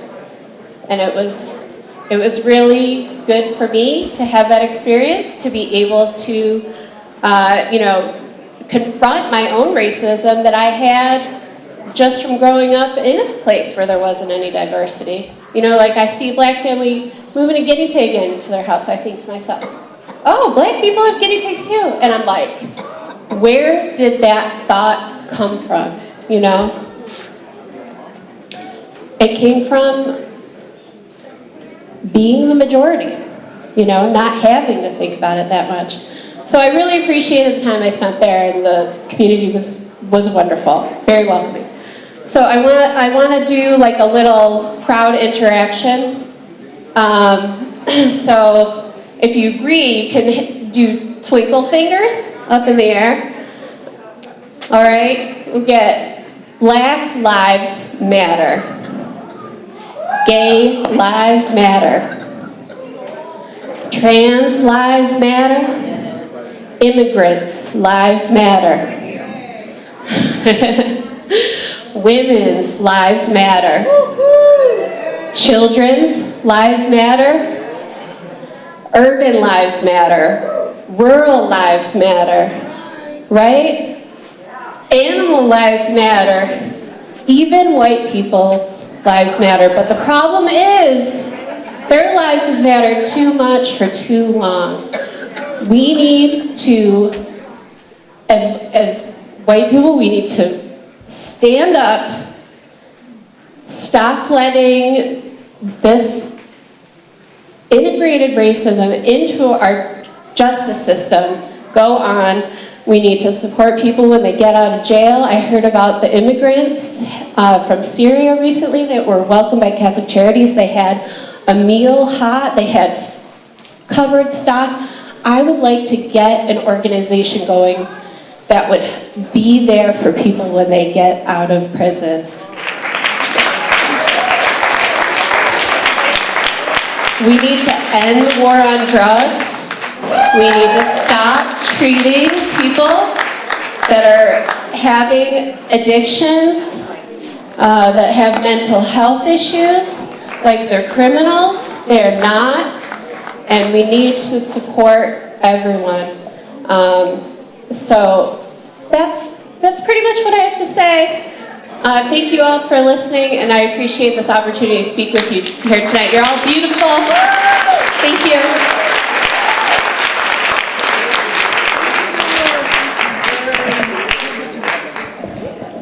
Hey, how y'all doing? What is your dream today? What is my dream today? What is my dream today? Joy to the suffering people. Joy to the suffering people. What is is your dream today? What is your dream today? What is my dream today? What is my dream today? Joy to the suffering people. Joy to the suffering people. Thank you. We heard that when we went to Atlanta to a race conference, and it was amazing. And we tried to replicate some of their stuff. They opened up with drumming and all that. It was amazing and beautiful. And it just represented, this was the day after 45 was voted in. I mean, that very next morning. And we were fortunate. 15 of us. Anybody here that went to Atlanta? All right. Hey, Caleb. It was the place to be after such a shocking morning. I don't think I was that shocked. And I don't think but we were in the company of 2,500 people from all over the country who was powerful, who was encouraged, who told us things like, we have been prepared. This is what we've been prepared for.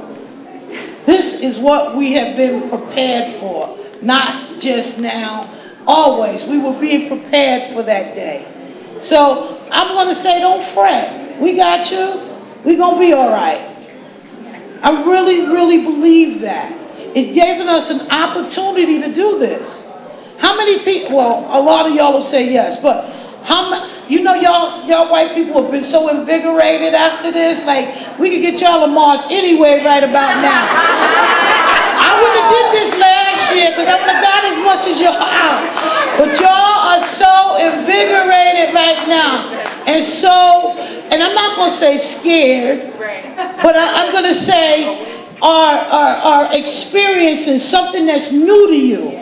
And you got to be honest about that, right? And we got to talk more about it. And I'm so happy to see some of you with your pink hats. I was going to try to get as many pink hats in here as possible, and I was going to get my people to get hats like this. But we're here, and this is why we're here. We're here because we have some work to do. And y'all know what happens to me when I get in front of a mic. So I'm going to be nice tonight because we got some more people. Without further ado, I've watched this woman and I've seen her. I respect her highly. And like I said, I really wanted this to be diverse. I wanted to be women from our community. I didn't have to check anything other than that they live in the community. And then we found someone that was just amazing for this. Taylor is going to speak with you later, but it just happened. The universe just threw us all together. I hope that you're getting what you came for tonight. I'm sure getting it from you. So I thank you and I love you all very, very much. Not every day, but today I do. Without further ado, I'm going to bring up DaY. She's a mother in our community.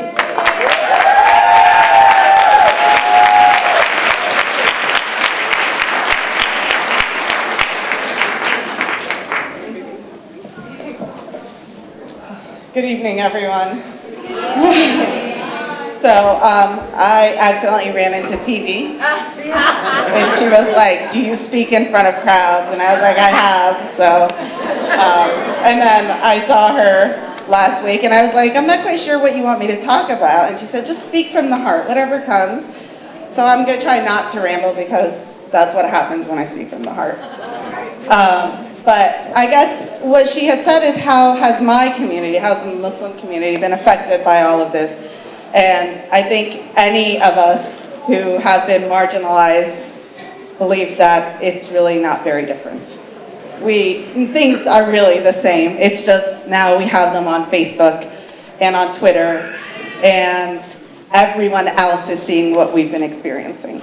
So the number of pins I put in my scarf before I head to the airport is still on my mind. It has been for the past 20 years. So that's definitely not changing. What has changed is that I no longer have to fight this fight alone. That when somebody comes up to me and says, "Where are you from?" it is not a conversation starter. It is a statement. You do not belong. Let me tell you, I've been in this town since I was 3. I know where I belong. And so when I say, I'm from Ithaca, New York, their response is like, no, no, no, originally. Ithaca, New York. Where are your parents from? And so a few friends and I have come up with some really smart, cheeky responses.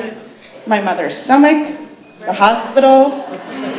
But usually I say, oh, my parents moved here from Egypt. And then I turn around and say, where are you from? And they're always stating some city in some state in the United States. And I'm like, no, no, no, where are you originally from? Just saying. Unless you are an indigenous person, or unless you were brought here on a ship, you have no right to question where I belong.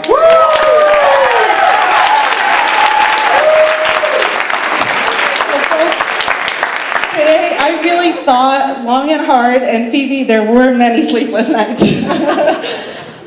And I really tried to think of a way for us to come together as a community. And I could think of one story that I felt crossed all faiths. And even if you don't have a faith that you follow, if you don't believe in a God, I think this story has a wonderful lesson for us. And it's the story of Moses. From the Muslim tradition, we believe that Pharaoh had a dream. He dreamt that his end would come at the hands of a Jewish child. And he was judge, jury, and he enforced it. He sentenced all of these babies to death. They were all tagged with a crime they had not committed. And we today are all tagged. From the moment our children are born, from the moment they get on that school bus, from the moment they put on that outfit, they carry a tag. You are too poor, you are black, you're a terrorist. And nowadays for us older folks, right? We are paid protesters. I'm good with that. And for some of us who are not male, we are nasty women. And I'm good with that too.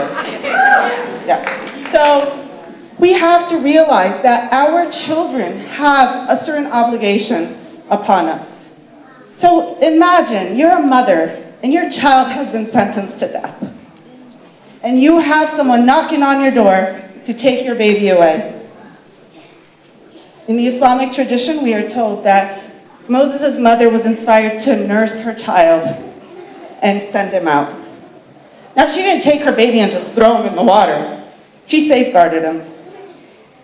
So we as mothers and fathers are responsible to teach our children. We need to teach them that the world is not the kindest place.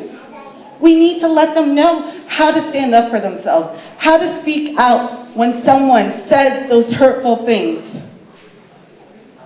And then we need to send them out, prepared. And this is where our community comes in. Moses' mother did not send him out and not send someone to keep an eye on him. We are responsible to keep our eyes on each other's children. We need to stand up for them.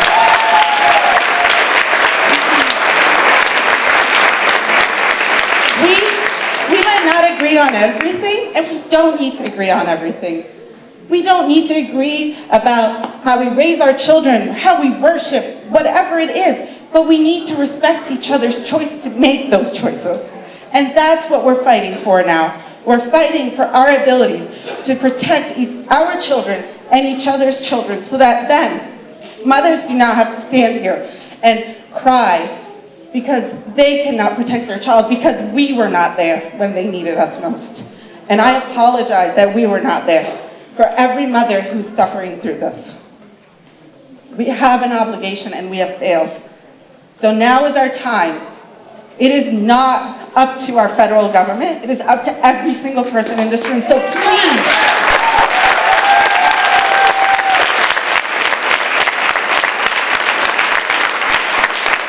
for those of us who have been fighting this fight, please tolerate the ignorance of those who haven't. And I will make the mistakes. Correct me. And when you make a mistake, I will correct you. And this is how we're going to make it through this. Thank you very much.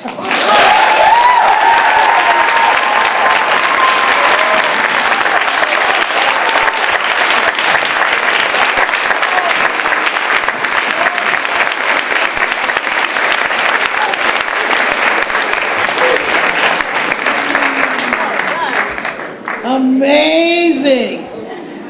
Get that tissue out. I'm so inspired tonight. I'm so inspired tonight, and I hope that you are.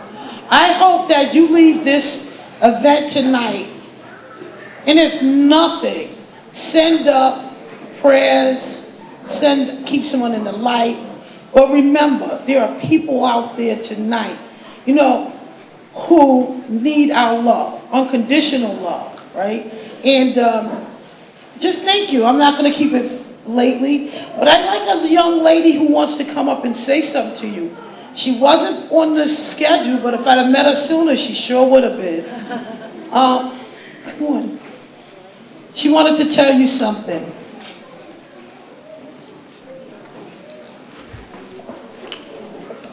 What's your name? Shalane. This is Shalane.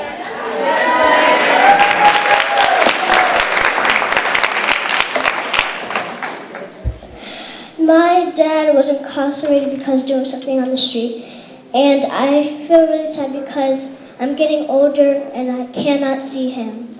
And I really miss him because he has taught me everything and showed me how to write and read, and that's what dads are about.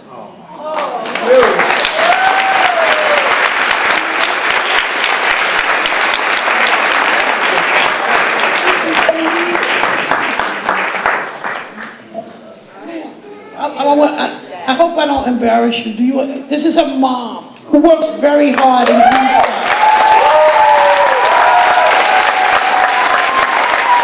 Thank you.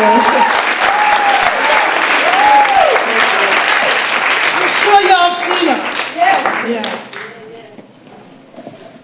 That was so sweet. Oh my gosh, I can't move right now. Thank you.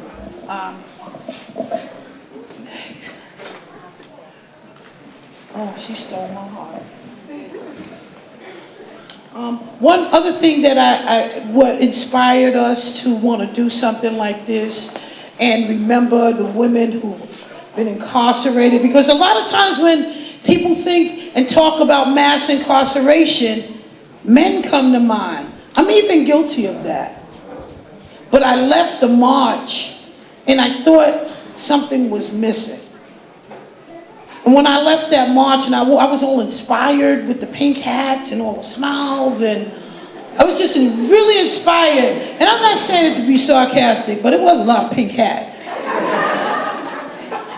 I was really inspired. I got up early, I kept walking down, and on my way home that night, after all the joy was done, I kept saying, we forgot something. We really forgot something. We forgot to talk about the woman who would not eat that night, because she had fed her children, and if she eat, one of the kids won't eat. We forgot about the woman who tonight will sleep in a car because they're homeless. We forgot about the women who are incarcerated, who cannot be at the march. We never mentioned Sandra Bland. We never mentioned women who just came home that need a roof over their heads, right? We forgot about the woman that would shoot up that night and die. We also forgot about the woman that would be out prostituting to make money for her next fix or to make money for her pimp. And I think that is another reason why I think this is really important. Don't you agree, Jamie? So me and Jamie spent many nights having these conversations, but what I wanted to say more than anything is that we are able. We are not in this space tonight by chance. We're here because there's some work we can do to make a change and make a difference. And I also believe wholeheartedly our community is as healthy as our women. What about you? Yeah. So, and now, my friend, one of my good friends for years, one of the first people I met when I moved to Ithaca, Miss Claire Grady, someone who don't always agree with me either, but we always get through it. Thank you. And I call her the mother of the community.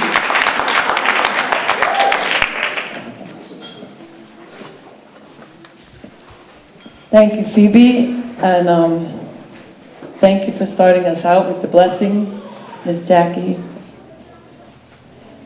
Kind of couldn't ask for more. And Shay for the tears. And I just recently got reminded about how tears are actually an act of nonviolent direct action.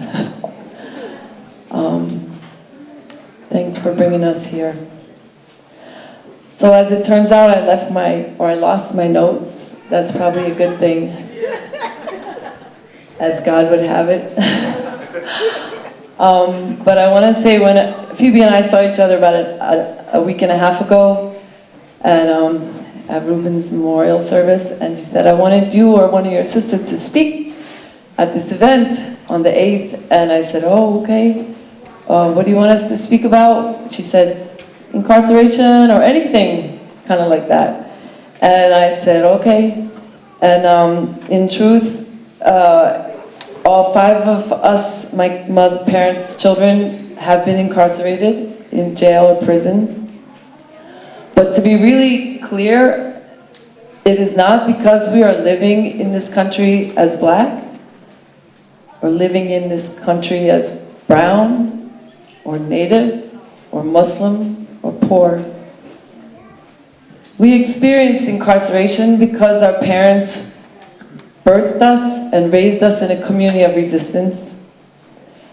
And our resistance was to war-making, killing, state-sponsored, lethal force here and around the world. And that war is always racist, always bloody and terrorizing, always world-dominating, profit-driven, and continues colonization. So my learning happens with experience. I'm not much of a reader, if you know me. I like to listen to people and I like to talk to people. I don't sit and read books, but I like people who do and share what they read.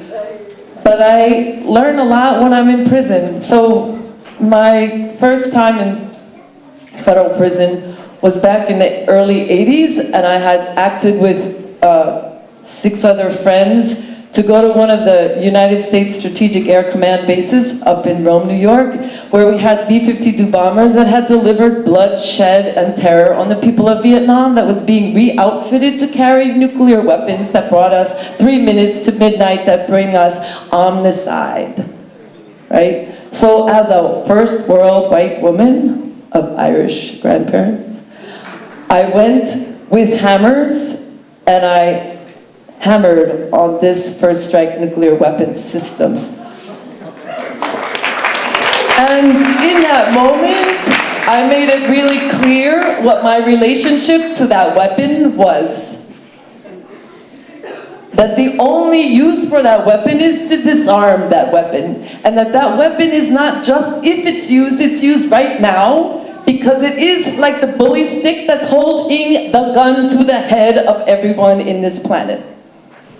And that every piece of earth, beautiful resource that's taken to build those weapons is stolen from the sacred earth.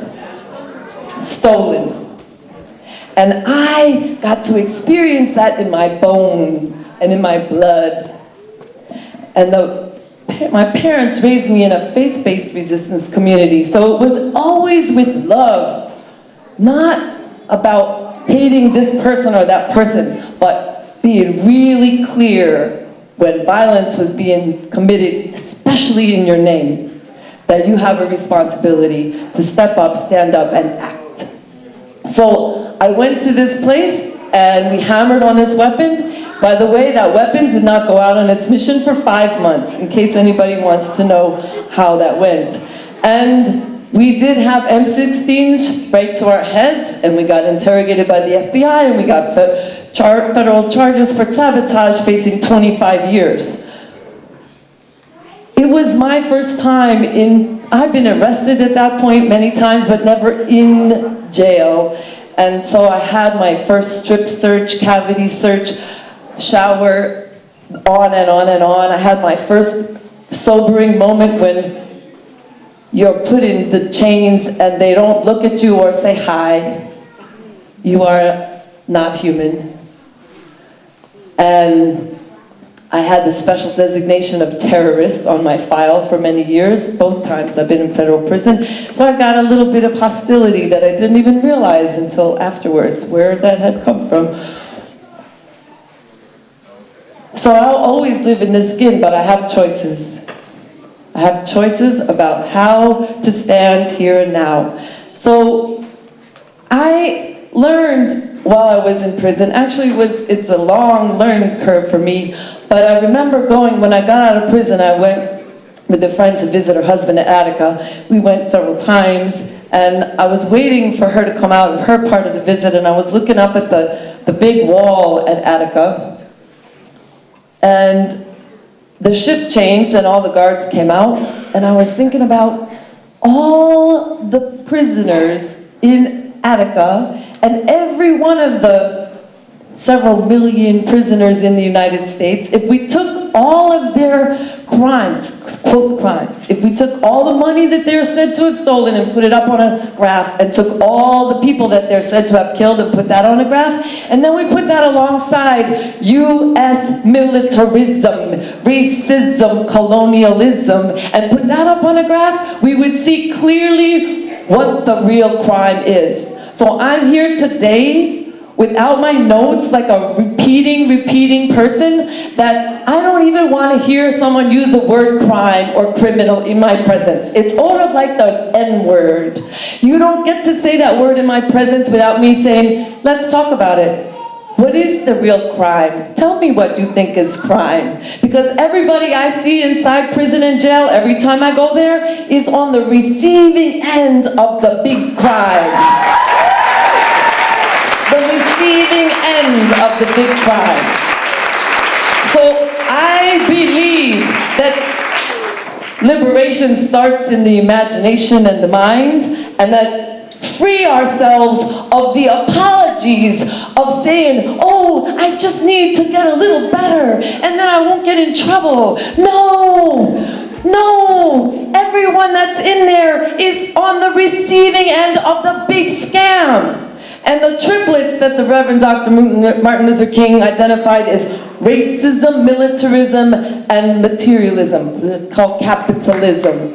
And so I refuse to tell somebody coming out of jail, of course you need a job, of course you need home, of course you need transportation, of course you need education. Do you think that's rocket science? No, because you're human just like me and my children. Of course everybody needs that. Where is the money? Where is the money? I will not speak about this stuff unless we can talk truth about that. If I had a pie chart, and I don't have it, but we should put it up there, this nation spends over 50% of every dollar, which translates to the precious resource from Mother Earth, on war. On war. Let's be clear. And that is racist, bloody, and profit-driven. Right? And we are letting them do that in our name. So, I believe the last thing, so don't ever use the word criminal or crime unless you use it for the real crime and the real criminals. Please. And don't use the word terrorist or terrorism unless you use those words for the real terror and the real terrorists. Please. Yeah, there's one last thing I want to say. Red Fawn is one of the prisoners from Standing Rock. She was one of the organizers and trainers of nonviolent direct action. She comes from a long line of resistors, just by being Native, but also actively organizing. And she got pinned to the floor, attacked by police, and put in prison and charged with murder, charged with attempted murder. She sits in prison now facing tremendous charges. And another woman went in there to tell her, we're thinking of you, Red Fawn. We're gonna help you get free. And she looked at her and she said, I'm already free.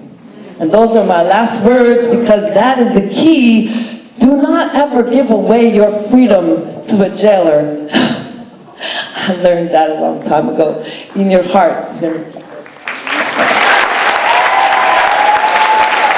you once again, Sarah.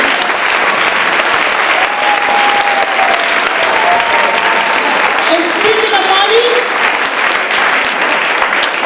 of money, there's a bucket going around.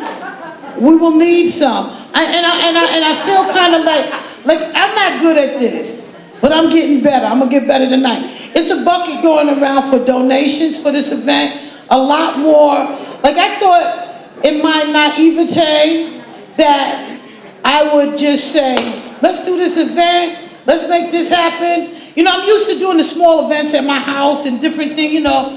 And so we got a bill. So if you can, I did a lot of stuff on layaway. Anyway, so really, I'm saying, speaking of money, once again, there's a bucket going around for donations. There's one by the door. Dig deep. Anyway, but thank you. I'm so honored. All the speakers so far has been absolutely amazing. We might be running behind a little bit. Where's my glasses? And now, and no further ado, and I'm not going to keep cackling. Oh, okay, I'm going to do this right now. I want to introduce you to our guest speaker. And her name is, and we met through Messenger. And we even had a long conversation one night. Neither of I could sleep, remember? But I'm not going to keep, it was more, yeah. Taylor Novell is a writer and advocate for justice-involved women.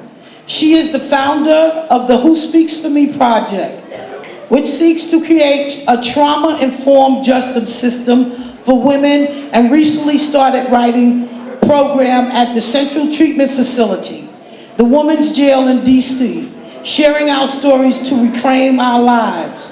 She is credited for creating the concept of trauma to prison pipeline for females. While incarcerated at the Corrections Corporation of America and in the Federal Bureau of Prisons from 2010 to 2015, Ms. Novell volunteered by providing legal advocacy for fellow incarcerated women. In 2015, Ms. Novell was invited as a guest speaker at the Federal Bureau of Prisons headquarters for the annual conference of their chief psychologists. In 2016, Ms. Novell was named as one of the CSOSA's Returning Citizens of the Year. Wow. Ms. Novell's writings has appeared in the Washington Post, Talk Poverty, the Nation of the Vera Institute for Justice blog, and the Decolonizer. I'm so proud of you. Trauma-informed, okay. Ms. Novell has also appeared as a guest speaker for Building Trauma-Informed Nation with the federal partners and the UDC Law School event Dismantling the School to Prison Pipeline with DC Council Member Grosso. Recently, Ms. Novell participated in a press conference with the Equal Rights Center to discuss their report, Unlocking Discrimination, and is featured throughout the report by the Council for Court Excellence, Beyond Second Chances. Ms. Novell holds a BA in Literature. You can read more of Ms. Novell's writing on her blogs, Who Speaks For Me and Vars. All right, and here she is. And I believe we are really blessed to have her here with us today. She's from Washington, D.C., and she'll give you a little more of a background, but sit back and enjoy. Or sit back and reflect.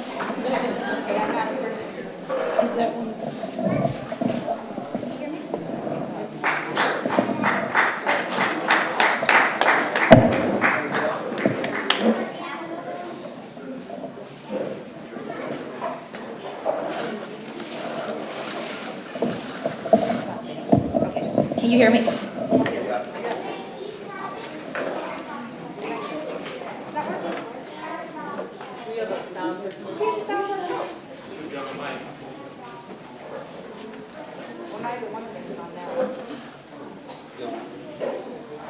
Okay, you can hear me? I don't think this is it's gonna hold. Good.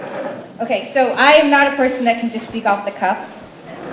I have a prepared presentation, but I'll tell you a few things as I get this set up.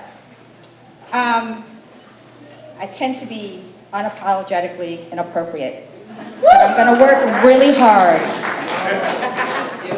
to not have a potty mouth. And I want to just say, and of course this is not doing what it's supposed to do. I just want to say that a lot of the stuff that I talk about could be triggering, and I know there are children in the room, so you might want to think about that. If my son were young, he's 23 now, I wouldn't have him sitting through this talk. So just think about that. While I try and get this done, I'll do something to make you laugh. So I came home in 2014 from the halfway house, from the prison. And you go to the halfway house, you get so much reentry time. And right before I left prison, the show Empire was going to be coming out. And I was in a federal prison. You know, we had MP3 players and all those things if you could afford it. I was fortunate that people looked out for me and sent me money. We were seeing these advertisements that in 2015 this show was going to come out called Empire. And by the time it came out, I was in a reentry house. And you're going to hear me name some of the abusers. Jubilee Reentry House, hello DC, worst place ever for women coming home from prison. So I was there the first night that Empire aired, and everybody was excited. So you're going to hear me refer to myself as Cookie, because that was my nickname growing up. So the first night, you can imagine my surprise as I'm watching this show, and this character comes out of prison, and her name is Cookie. So I started texting one of my friends that I've been incarcerated with, and I'm like, can you believe this crap? This woman's name is Cookie. And she writes back, laugh out loud, you act just like her. Do you know the crap shows that you had in prison? And trust me, I had a lot, justifiably so. So then I get a text from my brother, and he says, are you watching this show Empire? And I'm like, I'm really angry. He's like, somebody stole your story and your personality, and you should sue them. I do not watch Empire anymore. Another thing you should know is don't ask me about Orange is the New Black. I don't like Piper. And if it doesn't make you want to get up and do something to make you want to tune in for the next show, that's a problem. So, what I'm going to do is I'm going to give some background about the statistics of trauma and women incarcerated, and then I'm going to tell my own story. So, as Phoebe said, we met through the internet, and Beth Harris and a few other people found some of my writings, and they reached out to me and asked me to come to Ithaca. And this is like the Santa Cruz of the East Coast. So I lived in Santa Cruz for many years, so I'm comfortable. So I called this Trauma, Black Females and Incarceration, Tracing the Trauma to Prison Pipeline for Black Women and Girls in America from Slavery to the Present Time. And it's done with my organization Who Speaks for Me. Some of the things that I'm going to cover are trauma, defining it. I'm going to trace the history of the impact of trauma on Black women and how this often leads to mental health struggles, substance use disorder, and incarceration. I'm going to explore what I call the trauma to prison pipeline for Black women and girls in America that has had a profound impact on the children and families because of the silence steeped in sexism and racism. And then I'm going to tell my story. What is trauma? The word trauma is used to describe experiences or situations that are emotionally painful and distressing. And I think all of us can sort of identify with that. But the thing that really gets me about the definition of trauma from the Center for Nonviolence and Social Justice is that it says, unfortunately, this definition does not always hold true. For some groups, of people, trauma can occur frequently and become a part of the common human experience. And as a Black woman, let me tell you, that has been my experience from birth and to the moment I stand here with you in this room.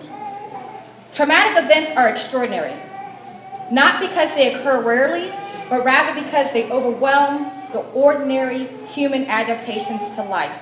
And Judith Herman wrote Trauma and Recovery, which is an amazing book that I do suggest everyone get. The history of Black women and girls in America was built on sexual, physical, and psychological abuse and silence. So a brief history. In Dr. DeGray's book, Post-Traumatic Slave Syndrome, she writes, no white could ever rape a slave woman because, quote, the law, the regulations as to the white race on the subject of sexual intercourse do not and cannot, for obvious reasons, apply to slaves. Their intercourse is promiscuous. Because we are, someone asked me on Facebook, did really Hidden Figures not get anything for the Academy? Why? And I said, because it did not depict us as the bitch, the whore, Aunt your mama. It depicted us in all of our glory, our intellect, our beauty, and our fierceness. And the world, America, is not ready for this.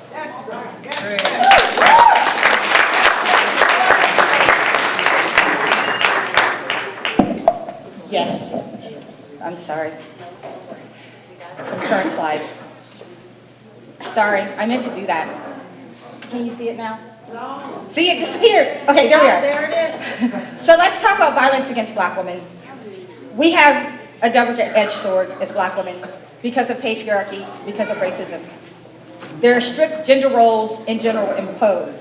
During slavery, those gender roles were there. Rape was used as a tool of terrorism to get women to obey, according to bell hooks. After emancipation, men had the need to prove their worth. Patterns of patriarchy of dominant white culture, and so it continued. How did we get here? A likely Negro girl. Those are the posters where they used to sell us.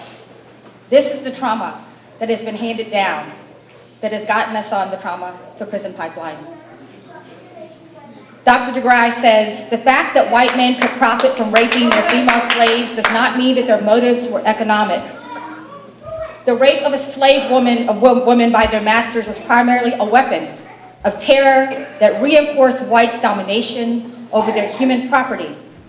Rape was an act of physical violence designed to stifle Black women's will to resist and to remind them of their servile status. If anybody thinks Sally Hemings was a mistress, please leave. She was 14. You cannot give consent when someone owns you. And I don't care about the restoration. What I care is that the Washington Post wrote, she was his mistress. She was not. When I went looking for stories of Black women after slavery, I had a very hard time finding them. There was a woman named Harriet Jacobs. She wrote a book called Incidents in the Life of a Slave Girl under a pseudonym, Linda Brent.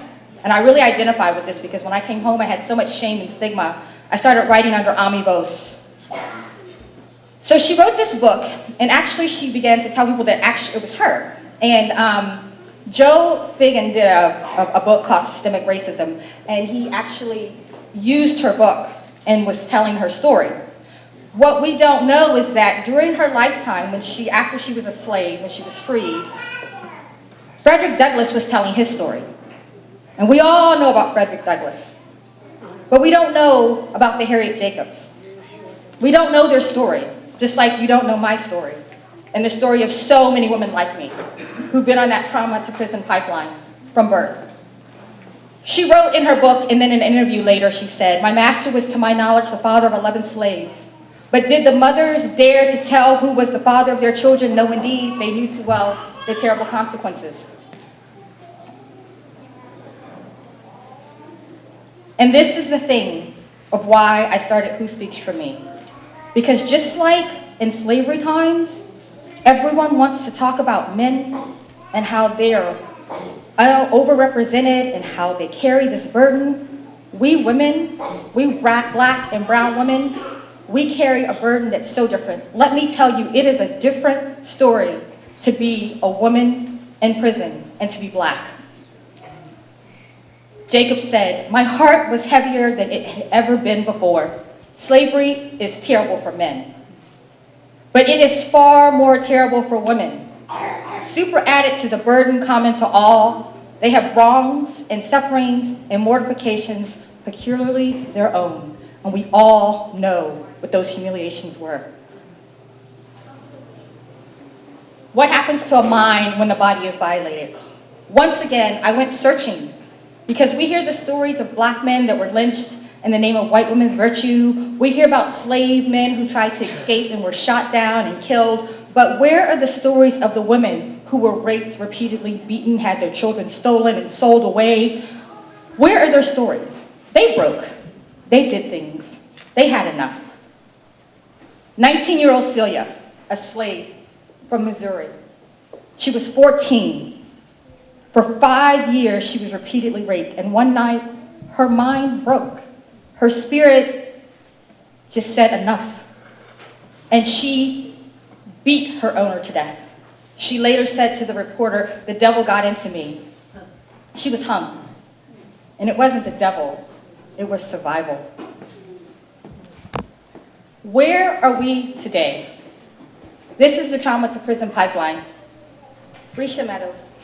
You all know her story? She's from here in New York. In July of 2016, she had had enough of her father beating her. 14 years old, she took his gun and she killed him. Her mind broke. Her spirit said enough, and she valued the life of herself, her mother, and her siblings.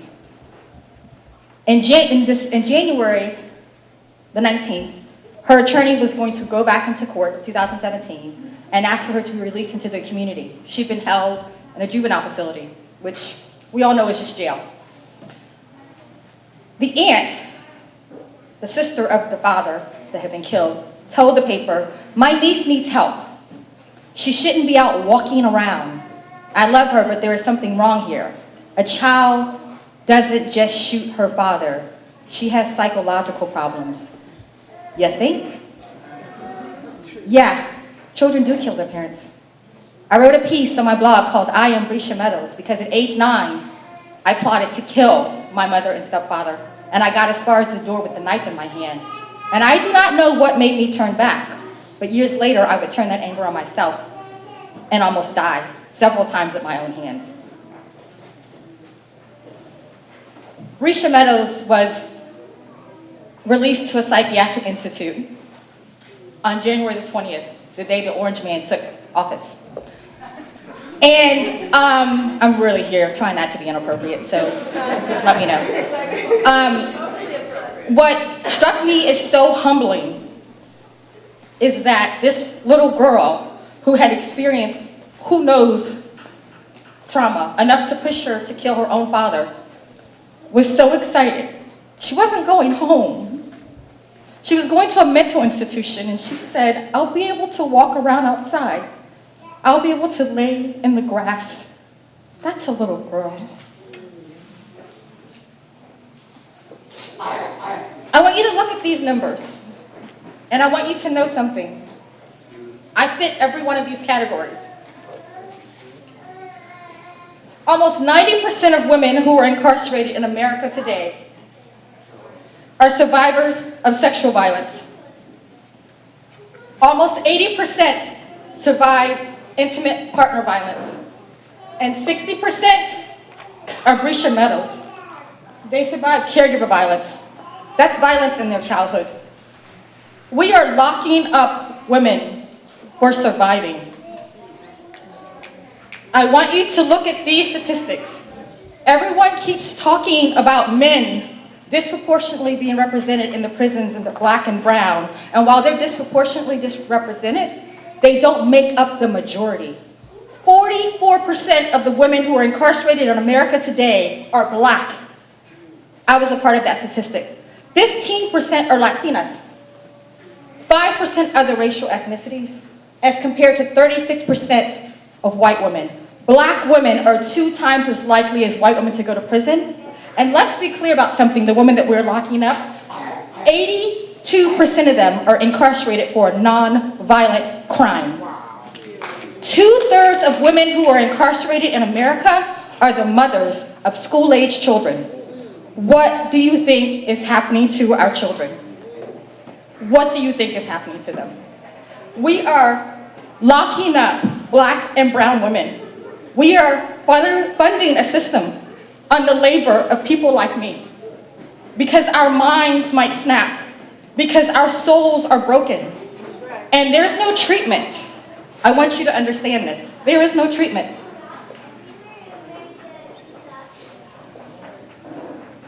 I have a lot of anger, and I love Obama.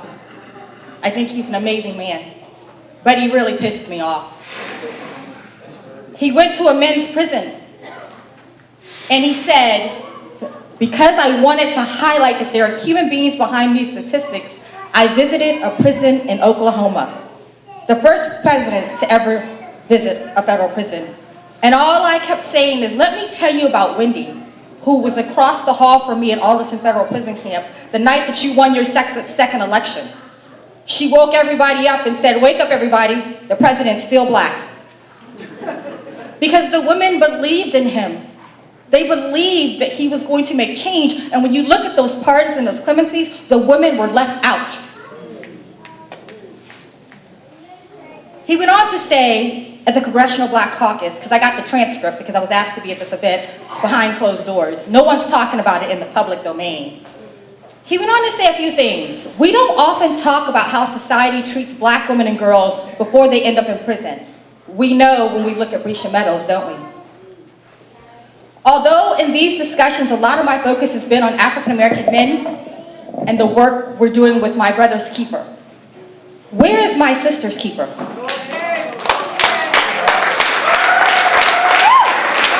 He confirmed what I already have said here. The incarceration rate for black women is twice as high as the rate for white women. And many have been sexually assaulted, both before they got to prison, then after they go to prison. They've got high rates of mental illness and substance abuse. So I just want you to hold that as I tell you my story. How do we heal and move forward? I love Zora Hurston. She says, the dream is the truth for women. And then they act and do things accordingly. And our president reminded us on September the 19th, 2015, that all of us are beneficiaries of a long line of strong black women who helped carry this country forward. They stole our children, they broke our backs, and we are still here. And how did I get here today? When I was a little girl, I didn't play. I read a lot. I talked a lot of smack too. I still do. I learned to be silent and sit really still. And I did that in prison. I had to. I learned to disappear in the middle of family gatherings. These were my coping skills. I used to be Cookie Jackson. The family still to this day tells the story that I was Sugar Cookie. But then I learned to speak at age 2 and they told me I wasn't sweet. So they dropped the cookie, the sugar. But I never stopped fighting back with my words. When my mother was hurting my brother, I spoke up when she called us retarded and no good. I had more bloody lips than I cared to remember. I knew things had to change. And my mother wasn't my only abuser. My family has a long history of abuse. But there are only some things that I'm comfortable talking about in public. Our home was so violent that my brother and I would fight. In the summer that I was 14, something really, really bad happened to me.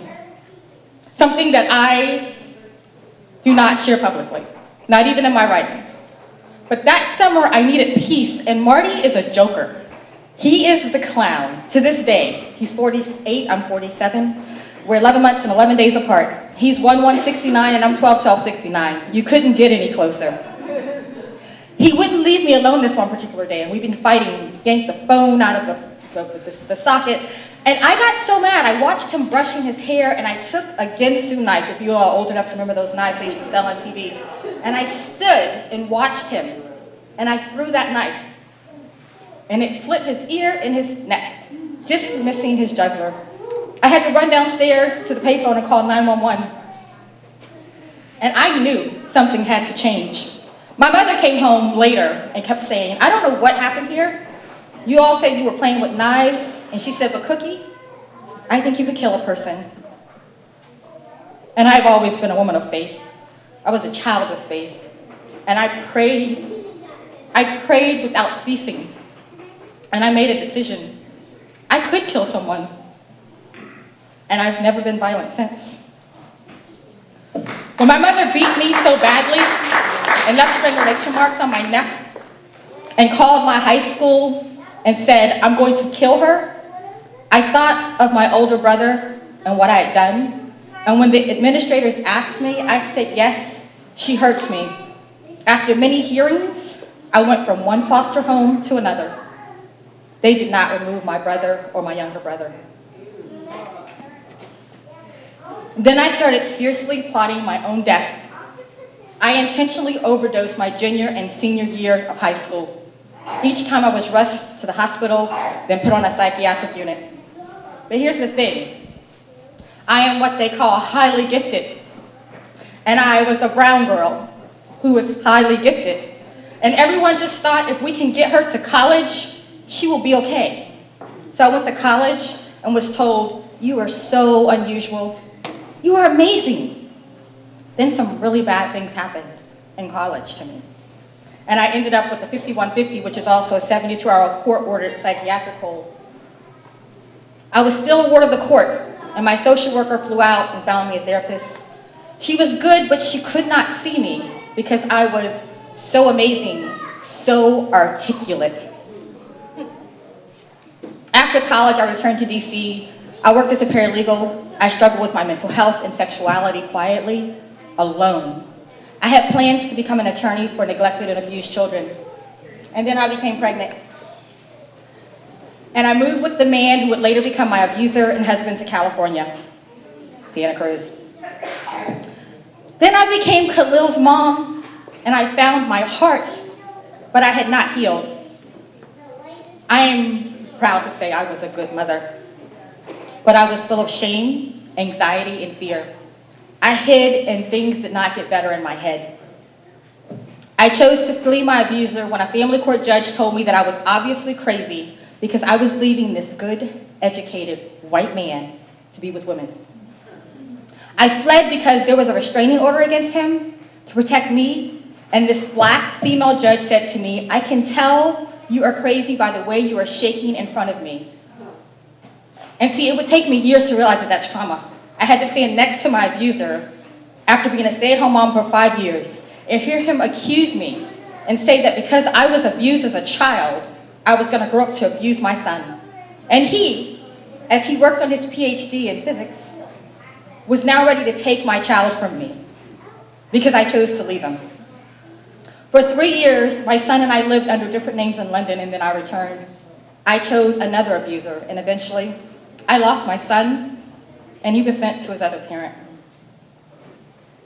I continued to function at a high level. I tried therapy or received medication, and again, each therapist would hear my history and tell me, you are amazing, look at how well you are.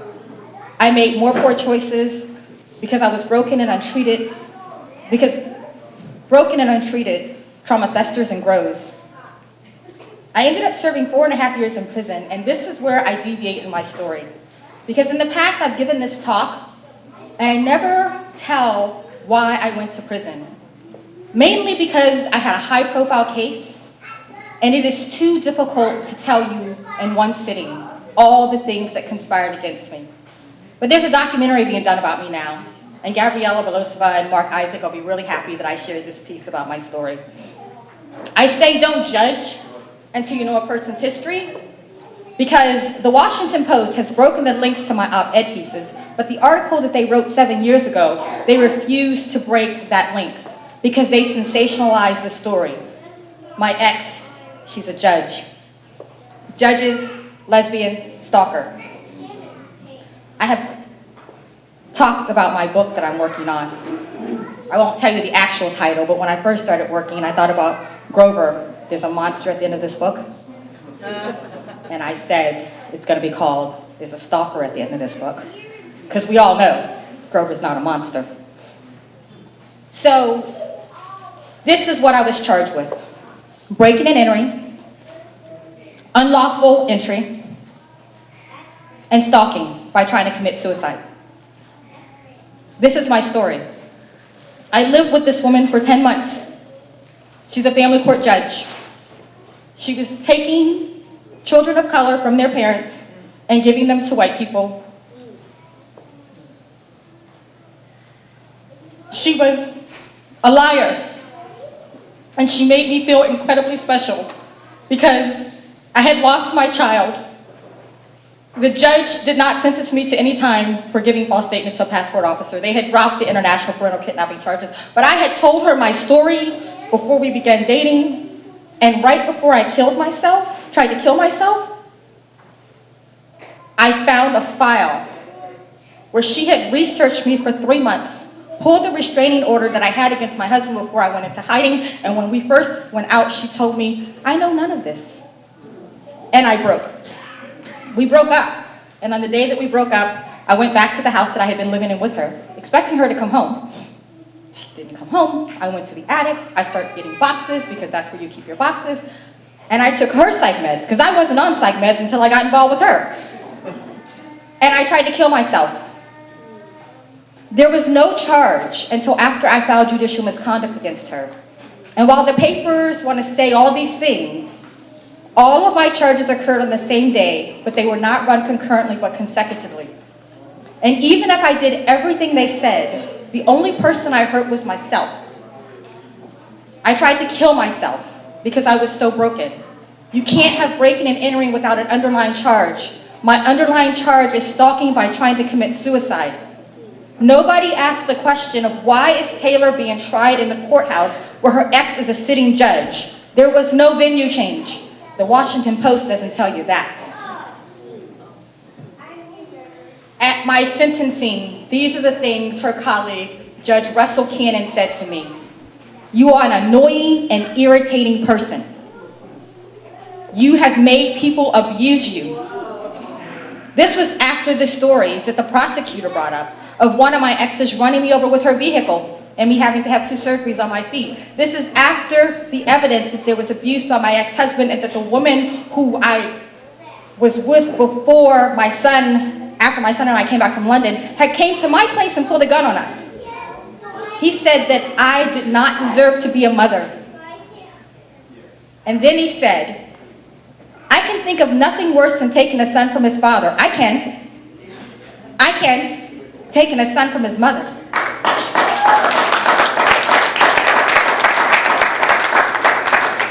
He brought something up that had happened 8 years before that was not relevant. And then he said, I'm surprised worse hasn't happened to you. You won't see that in the Washington Post. This is how he ended the sentencing. He opened up the DSM-4, now it's the DSM-5, and he read the diagnosis for borderline personality disorder to the entire courtroom, which was packed. And he said, this is what you have. You cannot be treated. Now in DC, we have something called the Court Services and Offender Supervision Agency. That's the local DC probation department. And they came out and did a pre-sentencing report because I was put in jail right after my trial. And they wrote that there should be no jail time, that I was a trauma survivor, and that putting me in prison would be the worst thing you could do for a person like me. The judge looked out at the courtroom and he said, normally my colleagues at CSOSA get it right, but this time they got it wrong. I know the real Taylor Newell.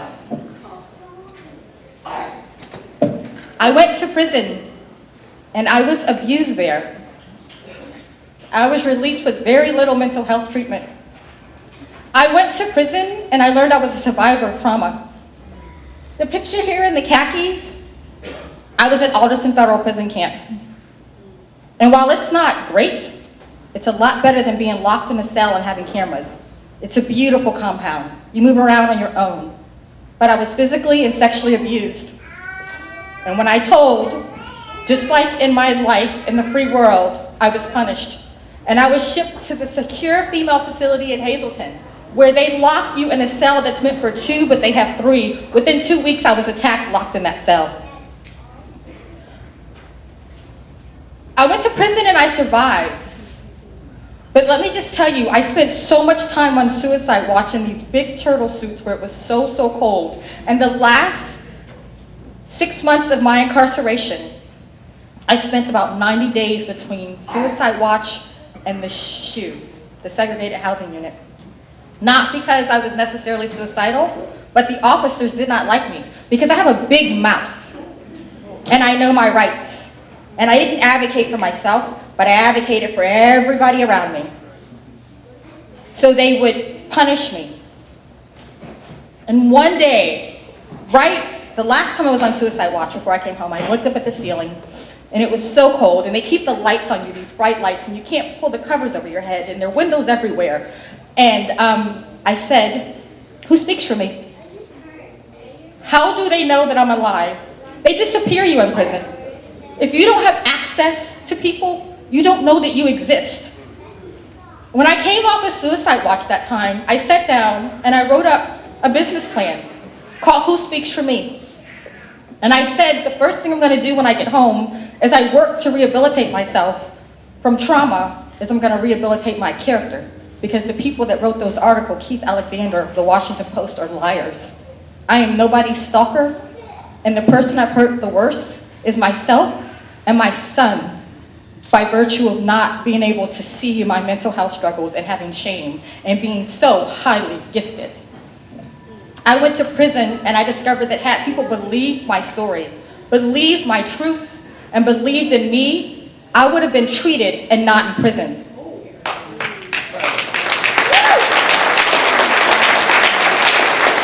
My name is Taylor Newbell. I am a trauma survivor of physical, sexual, and emotional abuse.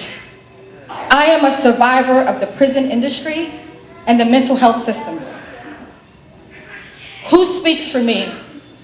When my truth is being denied, I hope you will speak for me and not to me. Because see, I know my struggles and my story. When you meet someone with an unbelievable story, believe them and help them speak for themselves.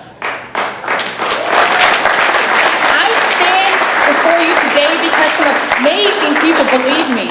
They stand by me and speak up and out for me and others like me. And when grace happens, we need to see it, acknowledge it, and walk together. I thank a lot of people, but I thank you, Khalil, for slowly coming back to me. Ashe.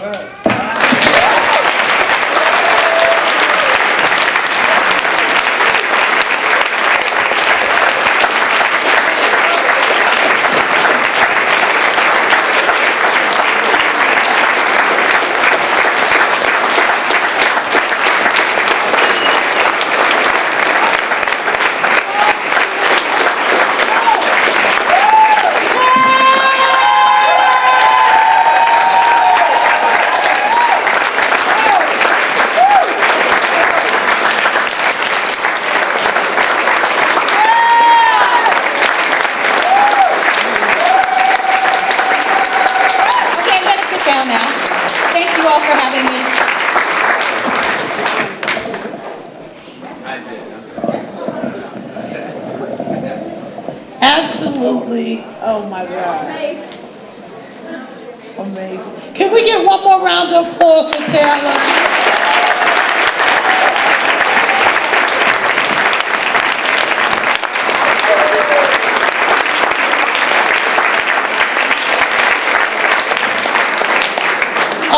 Before it gets too late, I just want to thank everybody who had a hand in this. I want a few women to stand up who really like pushed me, motivated me, argued with me, was kind to me, and helped me get this happening, right?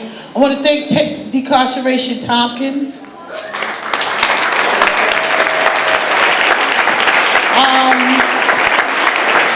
they were, I mean, they inspired me. They get on my nerve, but they inspired me. But we work together. We work together. We got a purpose, and we're gonna make it happen. And we want y'all to help make it happen, right? I would like for Jamie, Barbara, Fabina, Olivia. Could y'all stand up, please? Where's Olivia? She's gone again. Okay. Olivia, Barbara, Jamie, Fabina, and Blake. Blake is not here tonight.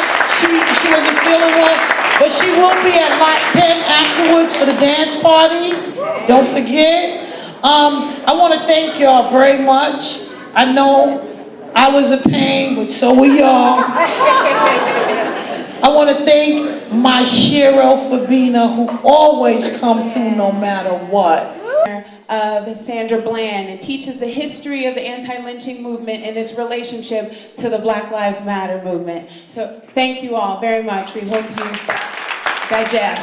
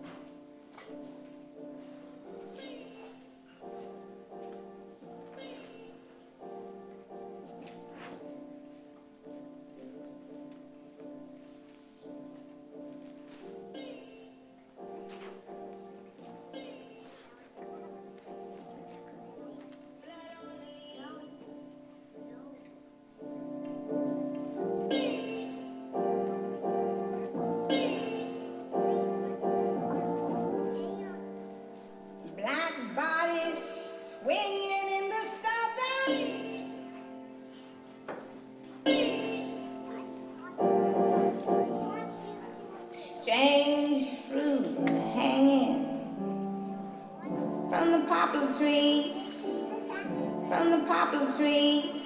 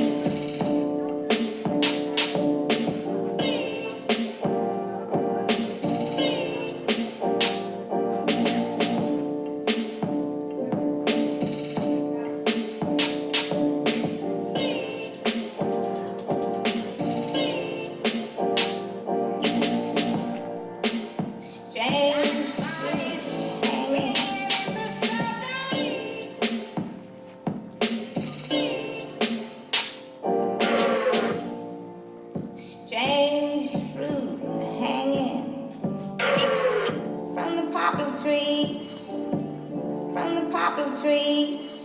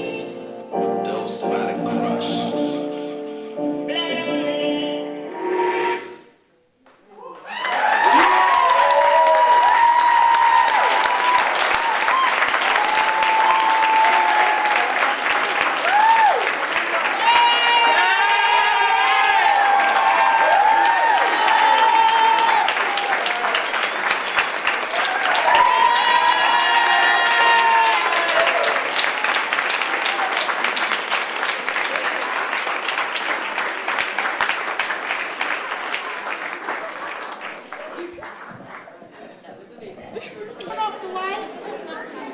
Who's that? She's gone. Don't worry about it. Keep rolling through the lights.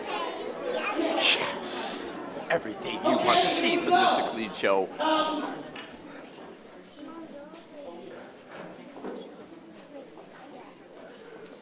Okay, these lights in your hand represent a woman who tonight would not be able to be here because she's in prison or she's in jail. What I like to do, the reason why I get these lights is because I remember, like at one time in my heart, feeling the light dimming. So I always try at every event to get one of these lights and do this kind of ceremony here. What I usually ask the oldest and the youngest here, but that's okay tonight. People are ready to go. What I'd like to do is thank you all for coming out. Thank you all. I want you to take these home. Keep them, no, don't keep them lit, they're only batteries, but keep them in an area that you see them so that whenever you look at them, you will remember women who have been incarcerated, women who have people around that are incarcerated, and always keep them in the light, keep them in your heart, and keep them in prayer. And remember, if you can, find a way to reach out to them. All right? So what I also like to do is for us to keep each other in the prayer. I mean, in the light. To love one another. I wanted us time to get to have a circle and sit and talk with one another. We can't do that. But this is something I'd like you to do. Take your light and pass it to your right. To the person on your right.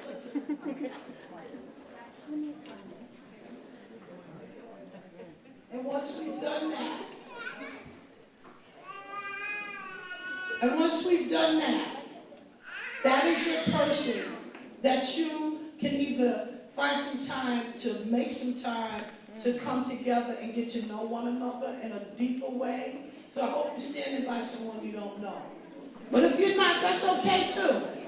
But this is a time, and it's also the person that you keep in your prayers and in your heart at all times. And if you see them on the street again, so take a look at them. Give them a good hug. Give them a hug. Yeah, I'm Beth. Hi, Beth. Nice to meet you too. And do you have anyone else to meet? Yeah. What do you mean? I'm going. Are you my right? I have mine.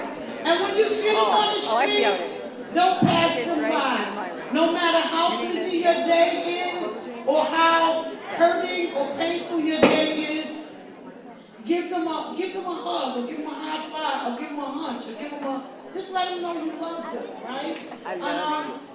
That. One thing that I've been able to learn is the only way that we can get to know each other is to, I had to open up to some white people, right? I ain't had as many white people around me in my life. So what it is a gift to me. Parents will be What the hell you doing? Amazing gift. Take a risk.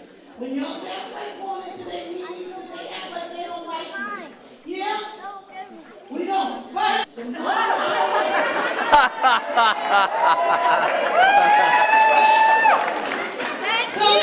I love you. Go in peace.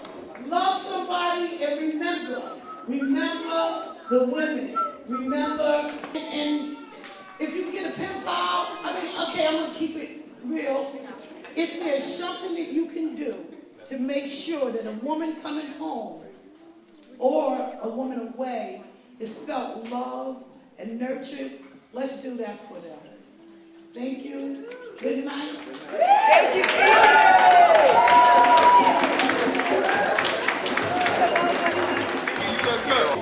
One more. This has been everything you want to see. It'll be a special for the Mr. Clean Show. Yes! Now I gotta go because Betsy's going.